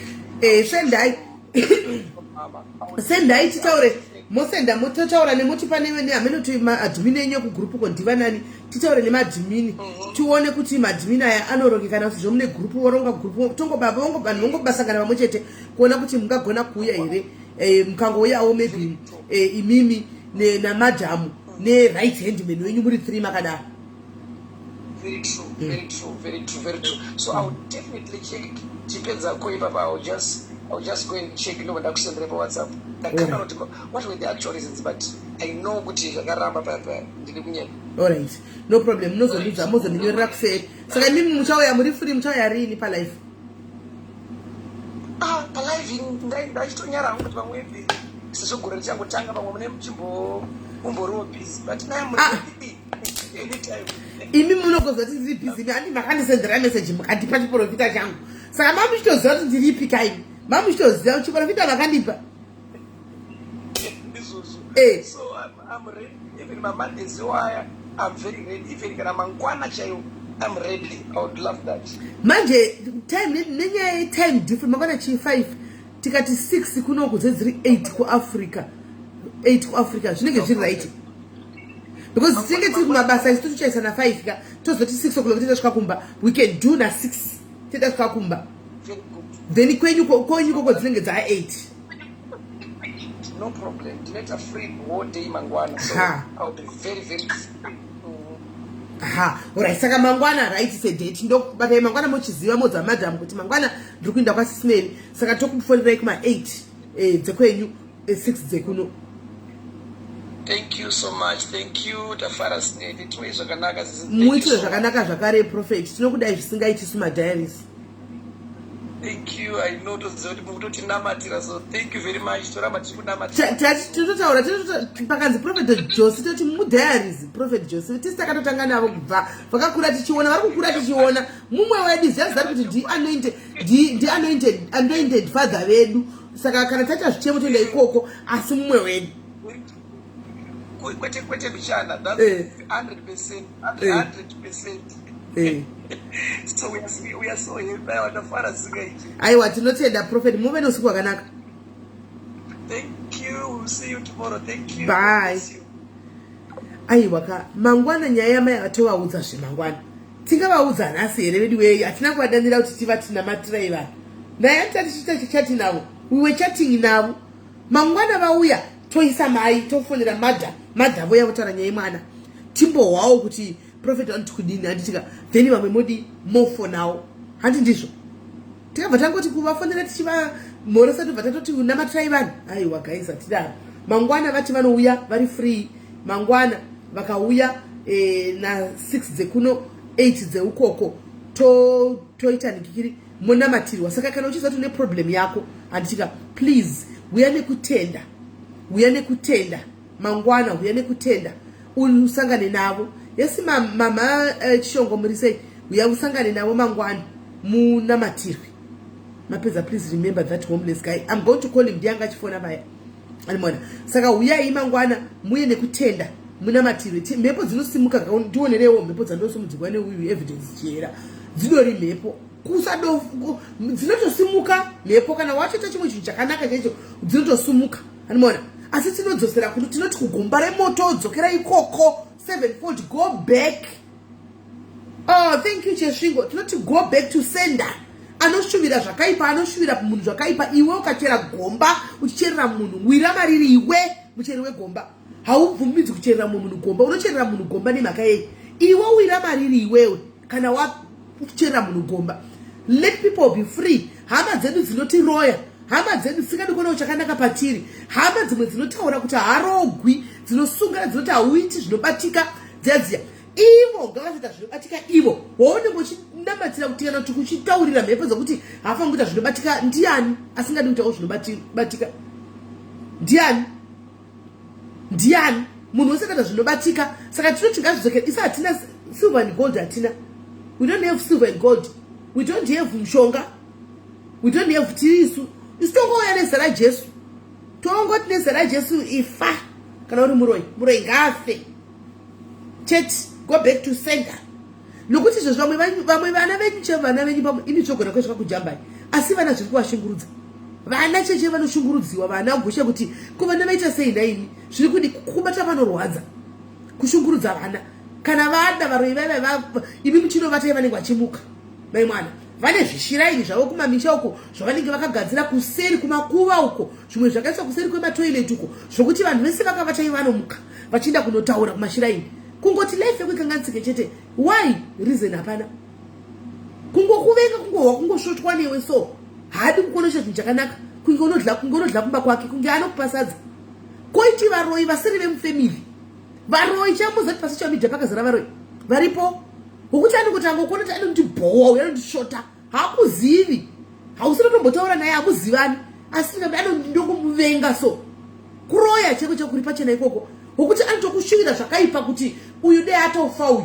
Asi hakuzivi. Tinavo varoi vatinoramba navo every day. Koti mashamwari edu atoseka nawo. Vatinoseka nawo tisingaziva, matinotegana navo masocial media. Tisingatozivi chiti vanhu vedu. Unozoti Mwari vanhu ndiye anozongokutaridza one day Mwari kuti uyu asi munhu wako. Vanozongokutaridza. Vanenge vari kuchikona vachitsigira vachikutikiretera maghosti, vachienda kunokutukirira nemaghosti. Apedza uya oti shamwari yangu don't worry, wona achikugira screenshot, wona zvawaitwa apa. Wona tinavo vatinoramba navo daily, vatodla navo vatsawa usingazozivi. Unoda kumboka uchitoti ndikandinoza shamwari yangu izvo ndiye muroi wako, hausati wamuziva chete. Ari mudhuze mako, ari musegu mako, ari musegu mako. Try not to trust anyone. Munhu atrust, we try not to trust anyone paupenyu. Chero zvoita say never trust anyone. Ingwe chaunoita urizi. Ingwe tamba yaunotamba wakanyarara. Because waunotoudza ari mudhuze newo. Uchimuudza especially pa progress apa. Hazvidi. Kumupa progress. Iye zvinhu zvakaoma. Kuti zvako zviri kufaya. Aiwa munodonha mose. Anokudhonza kuti muwire madhaka mese. Vimba naJehovha Mwari wako, usavimbe nemunhu munhu anokurasisa. Dansi dzakaza 23 zvinozongobuda ndizvo zvakanakira. Zvinozongobuda zvazvo. Unozongopusira muona kuti kondaise kana yeuyu asiriye. Sometimes kune vamwe vanotokubvisa pane vanhu vanenge vachitoseka na vanotokuda zvemachokwadi. Oda kubvisa kumunhu anokuda. Kukubvisa kubvisa ini. Tine vamwe vanhu paupenyu hwedu vatisingasivi. Vatakasangana navo guys. Tikakireta ukama, tikaita hama. Wokuti ndikaita problem anomira nenicho zvakaita sei. Kune anouya kuda kuzokubvisa pamunhu iyeye. Kukubvisa pamunhu iyeye kuti akukanganise nemunhu iyeye, akuparadze nemunhu iyeye. Usare wakamira wega. Usare wakamira wega. Variko vanhu vakadaro. Unozonoti uyu ndiye munhu wangu uyu. Ndakusandisondikwa kunhu kusiriko. Kwandiri kuendeswa uku hakusiriko uku. Kukupusha kudai. Muzati guys, magurupu iwaya. Magurupu chaiwo. Mapage pa Facebook anomutsa godo. Page gurupu rinotomutsa godo mumunhu. Gurupu page mufunge rinomutsa godo mumunhu. kuti vanenge vachitamba vese ari mafriends. Mangwana ngachindongora kuti gurupu rauyu rakwira rasvika papi, mangwana dongora gurupu rauyu rasimuka rasvika papi, igodo. Ukona chikuita dongora tanga afamba asvika papi, igodo. Ari kuita nezvei, igodo.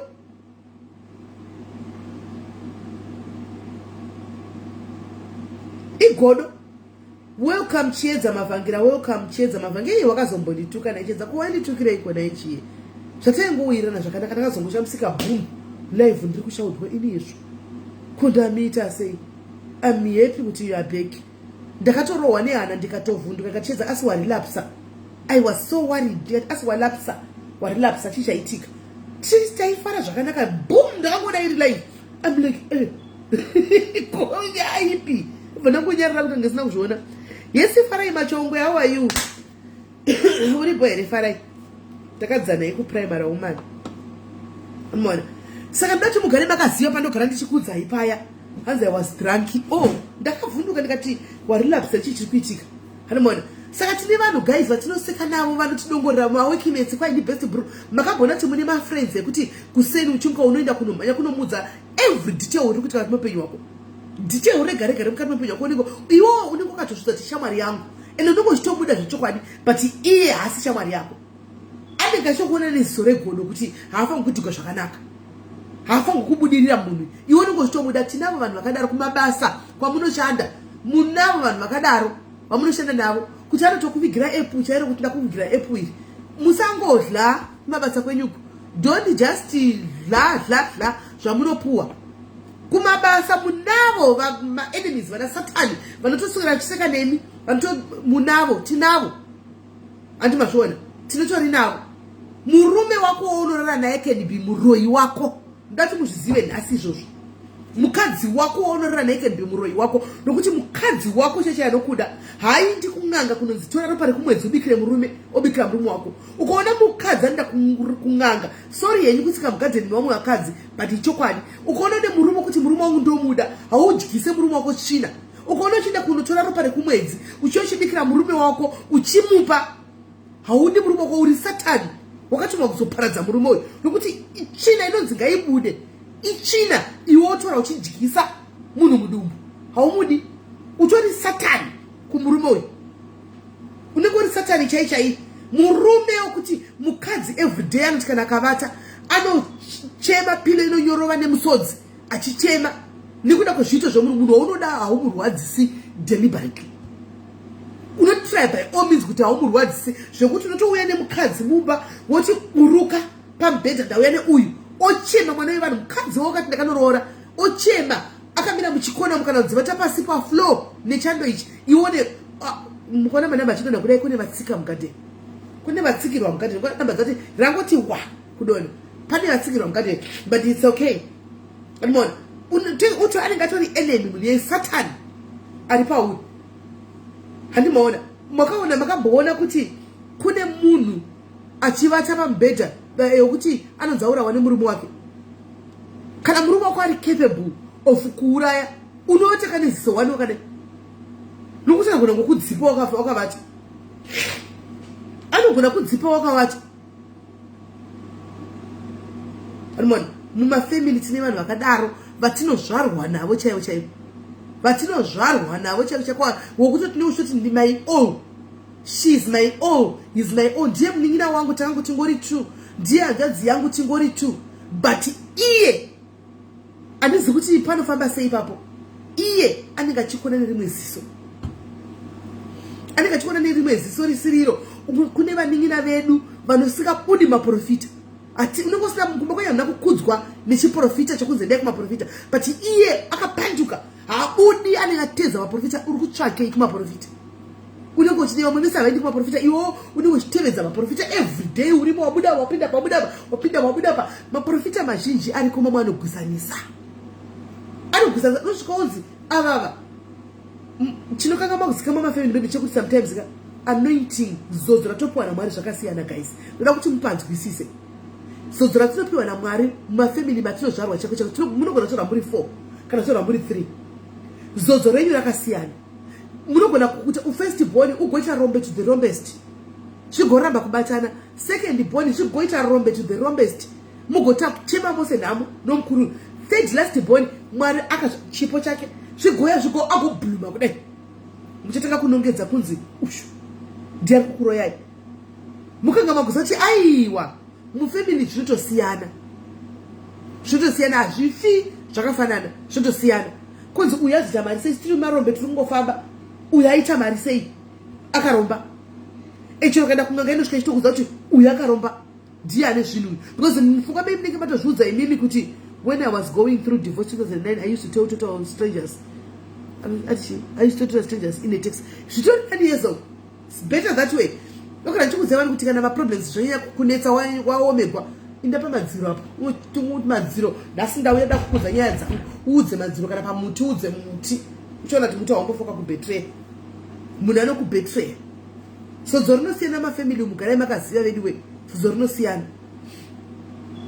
rinosiyana mumafamily umu sodzo rinosiyana kumba kwenyu mutoziva kuti bhudhi wangu vane zodzo munin'ina wangu ane zodzo vamwe hatina hazvi zvokuitira godo iwewo une zodzo kana uchinge wakazodzwawo mufamily chisumudzirawo vamwe kana wakapiwa zodzo mufamily kunzi iwewe ndiwaita zodzo pamwe pane vamwe vese antika mwari vakuzodza chisumudzirawo vafana vako madzikoma ako handisi kuti madzikoma ako ngaakuite kuti iwewo uite responsibility vave responsibility yako no try to do something for them vakafeile mangwana you told them kuti ase iwe ndakuvhurira bhero rako nemabhurugwa wakadini mari yandakakuitira iwe ndakuvhurira chitakshop what happened to mari yandakapa mose ndakukakutangira zvokuita ndine mhuri yanguwo ndakuita zvokumba kwangu mese I've tried kukubatsirai nokuti wafuti neproblem yekuti hama dzedu idzi dzinoita entitlement too much kana vakaona waita mari uzvo vanhu vava entitled to that money kuti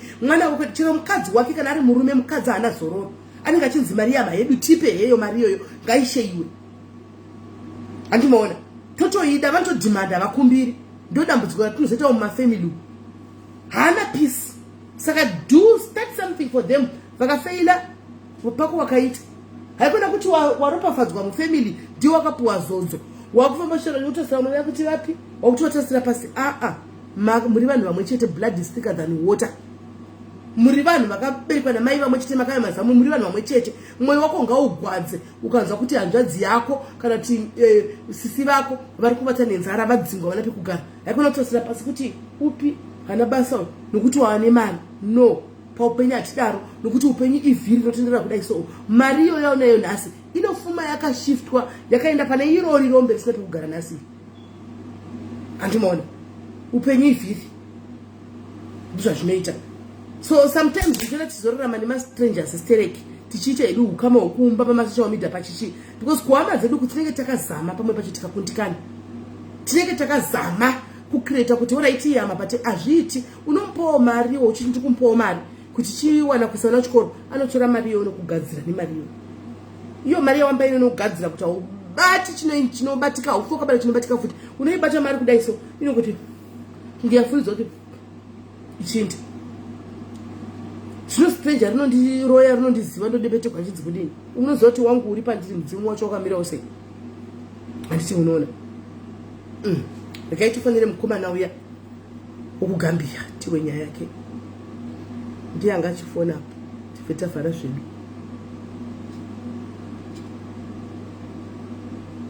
iye mukomana wokugambia ngauya ana matigowo futi vangwani aprofeti pomwe mweya yekugambia inenge yakamufolowa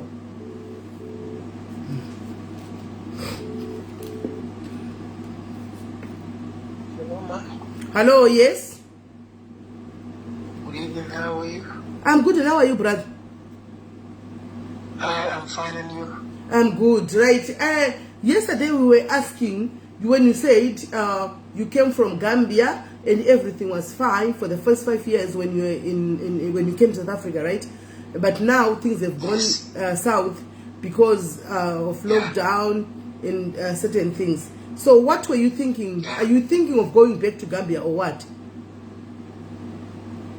The thing is, I was married there before, so all the 5 years I've been gathering money so that when I go home, I can continue my business. My ex-wife divorced me, took my house, almost all my savings, because I got 2 kids with her.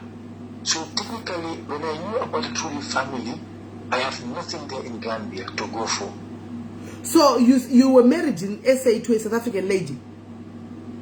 No. In Gambia. Oh, you were married in Gambia?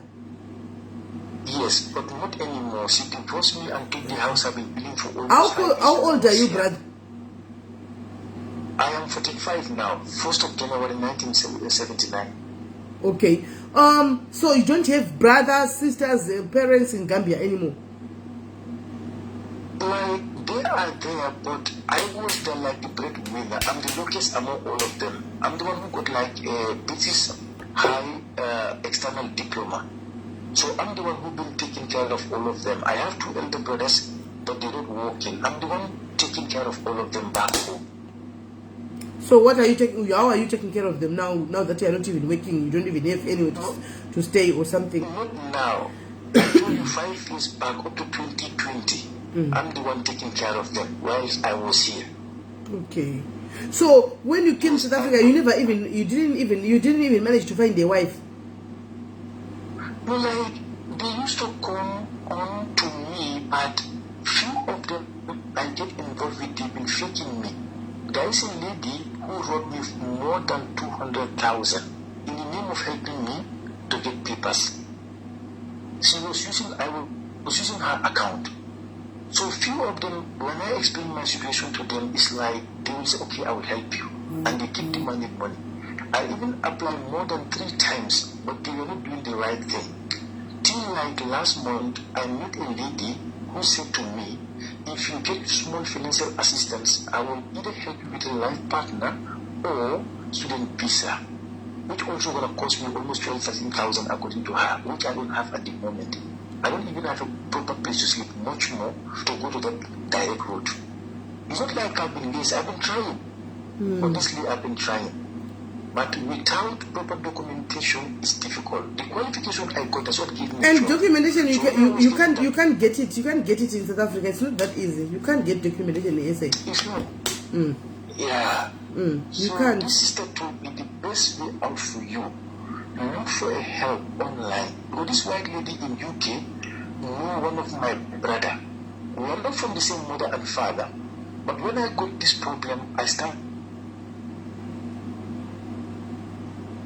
Hello? I will call more than 100 hello. Ah, I will yes. call him more than 100 times, 200 times, but he will never pick my call for him to help me. I even told him if you can borrow me, if I solve my this people issue, I start a small business, I'll pay you small, but he will tell me, okay, I'll see what I. So now where are you? Network. Where are you now?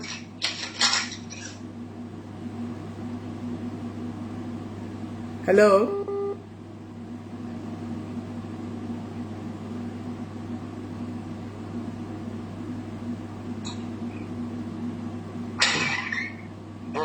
Hello? Where are you now? No, it's network. Do you hear me now? You where? It was network. I think network is bad. Yeah, I'm saying right now, presently, where are you? Are you in Joburg? Are you in Pretoria? Where are you? I am in Pretoria. Okay, who are you staying with in Pretoria now? At the moment, I'm not staying with anyone. Where I was, when the month was ending, like last month, I supposed to pay half of the rent, which is 2.5 water electricity, but I wasn't getting that. So you were paying 2.5. You were paying 2.5 rands rent. Yes. My brother, why would you go? Why would you go and stay where it's expensive when you can go to a shaki and you pay 400? No, the thing is, it's difficult in those areas if you can't speak the language. Nah, my brother, no. There are so many Zimbabweans who cannot speak South African language. There are so many people from Cote d'Ivoire, from where, who are also staying there. Build their own checks. As long as you got a good relationship with people, your neighbors, you stay. It's not a problem.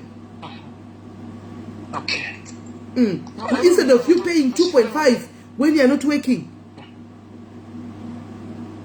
No, the thing is, at the beginning, I was getting small support from few people I knew when things were good with me. But I think they're a little bit fed up with me at the moment. to give support and things like that. So right now you are sleeping under the bridge, my brother? I swear to God Almighty, yes. Right now?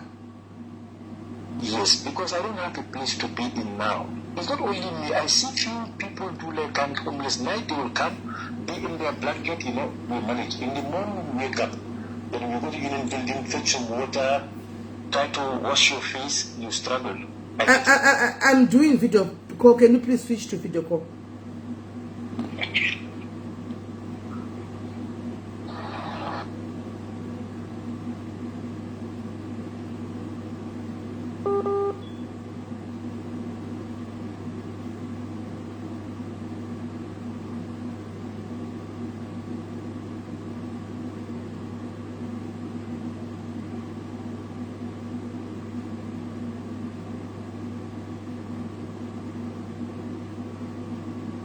Hello?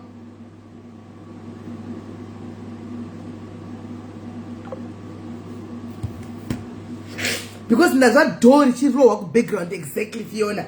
I hate the door as well. So I have to put on another pants.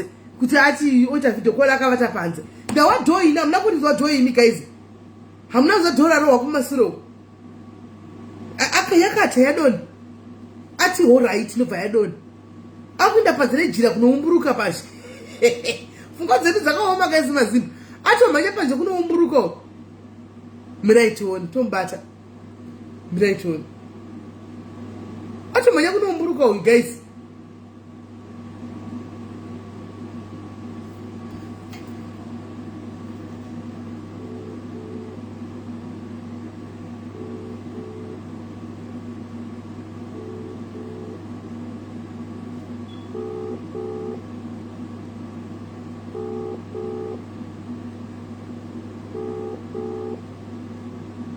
Now, yeah, she make sense, guys. How can you go and rent a room for 2.5? You will snap up tankira. How will you tankira kunecha? Wakuno rent a room at 2.5. She make sense. You kune mkuku yama 400. Wunda kuchu kicha kuche 400 too. Ndukuta fona. Ask kudaira. Do darinzwa do. And then I'm going to quite station and Zimbabwe in Munush. Game Ratodon, Dr. Mu block because I see serious blocked. You're not serious, block. Okay. The blocker guys, blocked. The block. Has serious because can I have a person who got video call Yakoka. Tongo one to cover the short sure wait a pashtachinyara. Wombo to hold or okay, won't drop a phone. Wombo age. Hans is runda come up top up for data. You can come here and tell his story. You are Felicia. Why asking put a video call you? Muna door not put into way. Door not put into way. Felicia, you will. Door not put into way. Door not put into way. I'm not going to power with Felicia. You know, Zirepi for that things. Felicia for that things. I don't hear power. After my young chaka pakuta gunduru keso. Felicia do come pan number you. For that things to munu wakam sivile push. Hands now nyaya zakati chance sikandu kumuzwa 2.5 unogram be 2.5 usinabe kugara kana ndiwe oiwe Felicia do come director kwandiri zvino make sense here kuti kwanza andigoni language takumuti timupe ticket utadzokera kuGambia anditi tonga dzaka ticket to 20,000 tokutengera ticket anditi oti kwanza handidi kudzokera kuGambia because there's nothing for me to go there mukadzi wangu akatora imba akatora motikari akadini handi unonotanga kuGambia kokosa muno muchadini muno akafasha vigwa muno muGambia. Felicia munoko itsotsi zanzi chipe number phone mukaya kusere kundokupa itiseyo munoko itsotsi munhu mebhari kumwa zvinodhaka iwe wakamuzivirepi kanibodedza Felicia timbo wati munhu wake yakamuzivirepi wakamuzivirepi yo munhu wako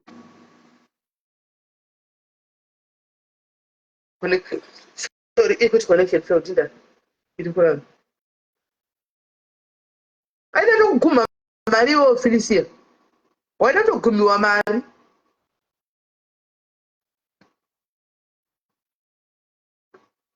Waitogumiwa mari iwe. Are you sure ndio kugambia munhu?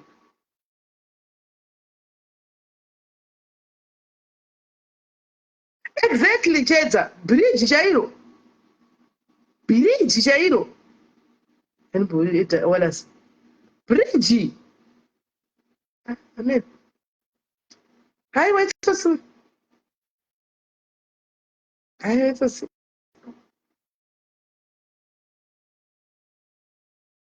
Phone on app. Call on WhatsApp. Utudze kwakaunonga munhu.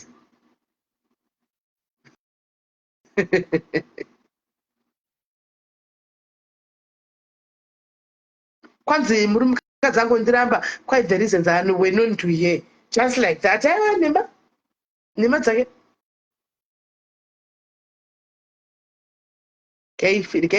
Felicia affirmative. Magambenza amborasani guys.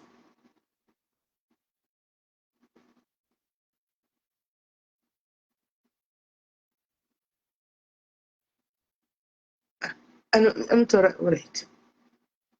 Kwanzi simeli pane mukadzi ari kuchema ari kuamba ngadai yeupuyei. Funda munhu ndiye anouyazve kwatiri. Su tinoenda kune munhu twai uyai kuno. Iye ndiye anouyazve munhu oga. Akangoenda kune ene chechi yemamuslim vanomubatsira.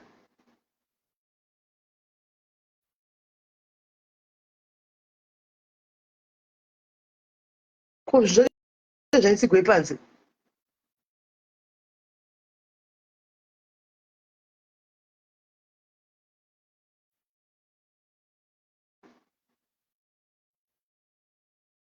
She's in a state from.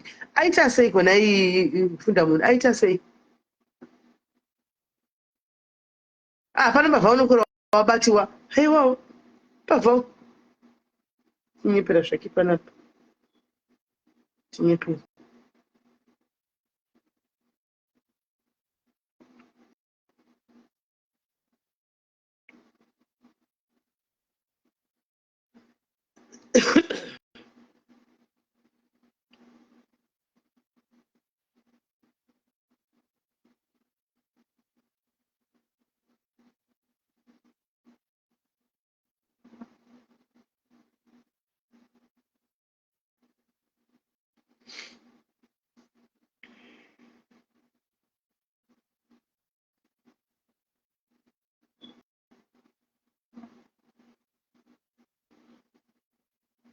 Newe Tari.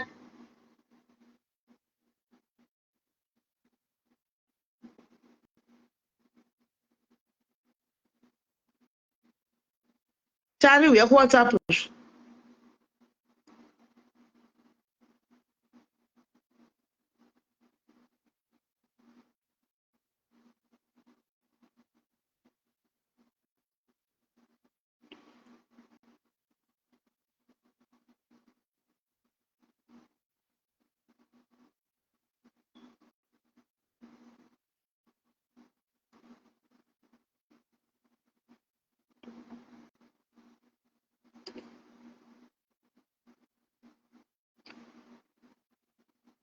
Hello. SIS MELLY. Yes, did you say?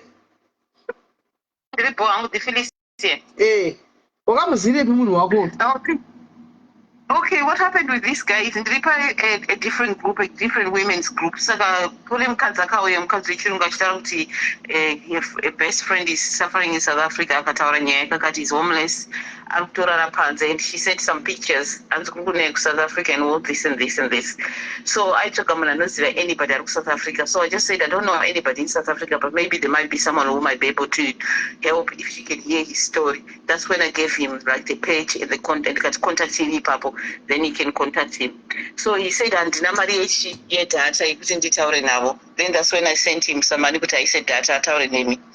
And then that's all I know. So I don't actually know him personally. Ndinongomuziva zvekungoziva through this lady akataura nyaya yacho. So I'm actually going back to the lady in case anogona kubira futi mukadzi yemari.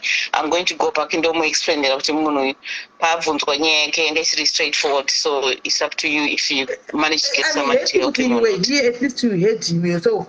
And you see, but Dora said, I expected to actually to a family friend or somewhere. Rabbenga talk said, oti yes I'm sleeping outside takuita video call oti okay haachabati phone zvinoyedza kujeka ipapo plus why would you pay rent 2.5 kuSA vanobhadhara 400 rand kukuku. I think it was just by chance kuti akafona ari panze already. I think plus mapicture maybe akatumira uyu friend yake. Unongotogwa uri paki. Unongotogwa mapicture uchifamba kutsvaka basa wotogwa mapicture. Unongota ngo uri homeless.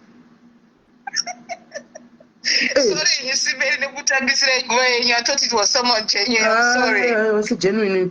Thank you very much Kola waita ba dora vagwa don't ndanyatsa kuwa kuti ba do.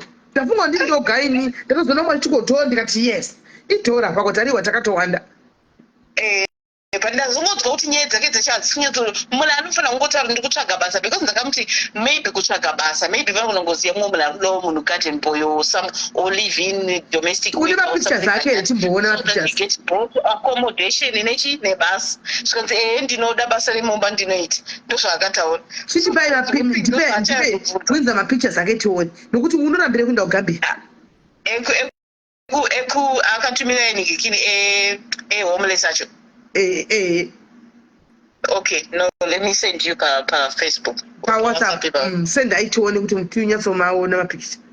Okay, no. Munovharwa kaiziza nokuchando ini ndikatione. All right, shaka. Murumuri.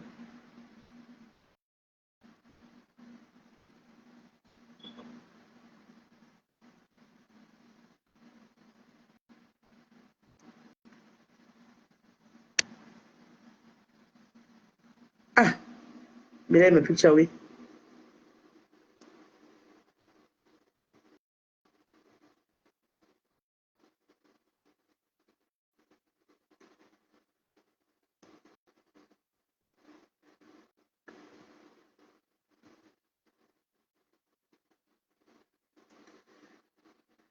Can you turn my pictures? Anyway.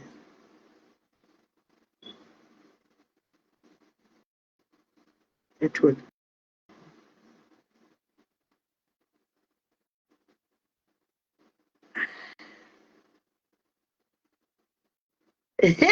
Ichi munhu itsotsi. Ana picture yake akatumira guys. Akatumira ishi. Kunotora picture pano vata vanhu vaya venyaope apa. Ndipo picture akatumira. Toziva sei kuti ndepake apa. Haasi kuhana kubata pamachira apo. Angotumira picture iyi. Toziva sei kuti mapicture apo ndikuti ndepake apo. Ukada angoona pakagadzikwa panovata kukomana nya pakanotora mapicture.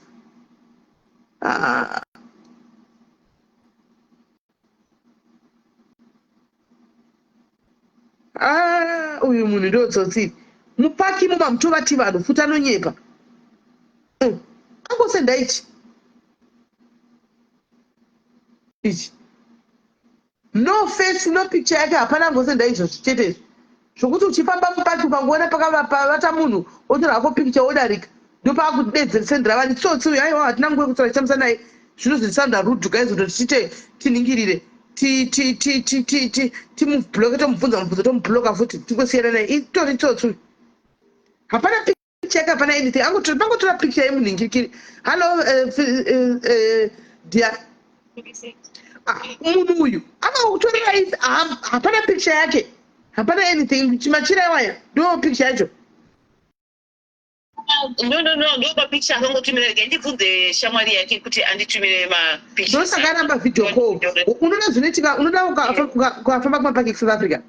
Mapaki South Africa vakomana vaya venyopa ndogara vaya unotoona machira vakawaridzwa pese pese. Saka angozvitorera picture achidarika hake.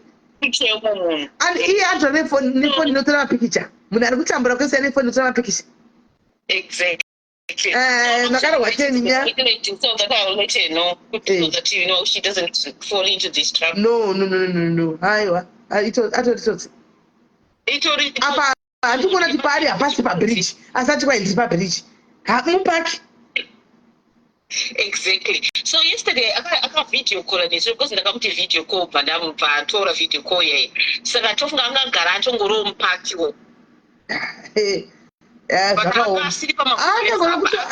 Anogona kutorerai paanoziva kuti panoti mupaki unongowanda zvakanyanya kutoga next time ndozvaangotora It's all see, right? Oh, well, thanks. At least on God's side, on God's side, but it's also similar. Man.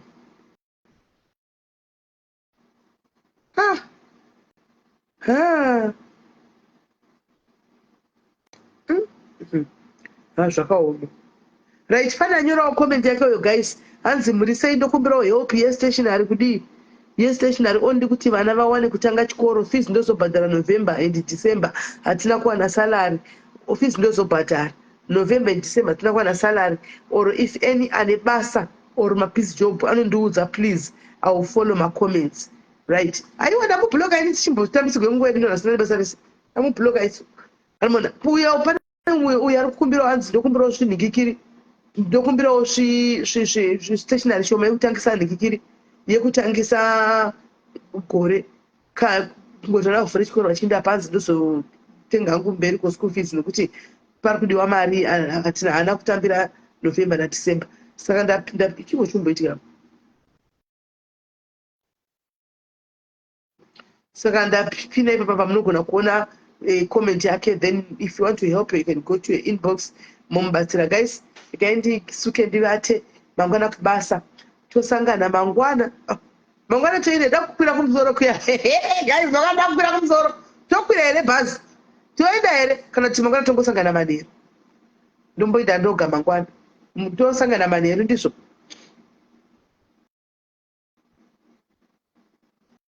$45 years apa vangwani size yakanaka yemadhayaris akawanda shu. Vangwaita 45 years madhayari akawanda angachatodi akachatopinda but ndinenosoti itsotsi ifeki tsotsi chaiyo.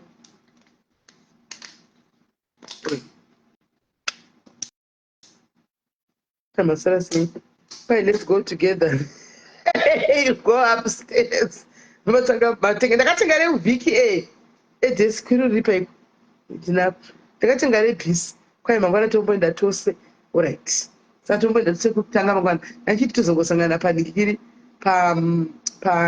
panzbai pamanheru pasesheni yemanheru.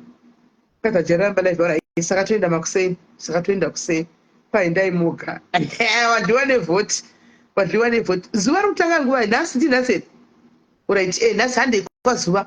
Zuva if inguva ifei. Kwazuva rokutanga nguva. Handei kwazuva guys. Handei kwazuva kwastepmother. Kumusoro kwebhazi machuma kudenga uko. Kudenga. Ine kutywa kuti haiti. Nekuti wanoita kudenga musoro kwanza sevari right zvavo yezova dhive vari bhozvo kuti varipo paAfrica. Alright. Saka guys handei kwazuva todzidza. And last takanzi kwai kune topic kuti how to keep to remain silent. Amen. But handei kwastepmother guys, handei kwastepmother.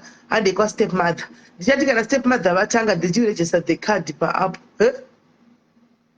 Aiwa zvikati ndakatenga mubhasi zveiwe magiri nogoregisterwa sei. Ndinongonopresa pai ndinongonoskana paya kadi ndakatenga mubhasi zvei kadi. Watukana nenyaya mati. Anzanoti tukaiwa kutuki ndendiriko. Hakutuki ine ndiri kwandei kwatezuva. Handei kwavatezuva. Tetiriko hakutuki. Handei kwavatezuva. Hanzi na8 alright. Fei achingotanga chete unditegi. Ndikangokwira ikoko madhayaris anoona toenda ikoko tinabata zvedu zviri positive timbosara nemhepo dzekuAfrica dzenge chititeverera kunoku timboita zvedu timboenda hedu kwatodzidza zviri nani timboenda kwedu kwatinodzidza handitika download the bus app kwairejista pamunhu makundikodzo ndoregista seiko guys mimi makutangawo ndoregista sei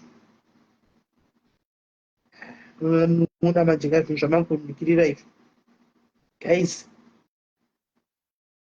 Nakutondipinzawo bhisi. Rabhasi rodzichi stage coach. Iri kai stage coach kai. Hani zero stage coach. Ndoita sei? Ndodi. Stage coach ane kungondipa mabhasi, kungoti bhazi rakati nguva dzakati bhazi rakati. Ndoita sei? Hanzi don't sure nokuti makundionesera tokuregista board ndizvisivi. Guys, tibatana kwaziva ndika. Thank you for the stars. Bless you.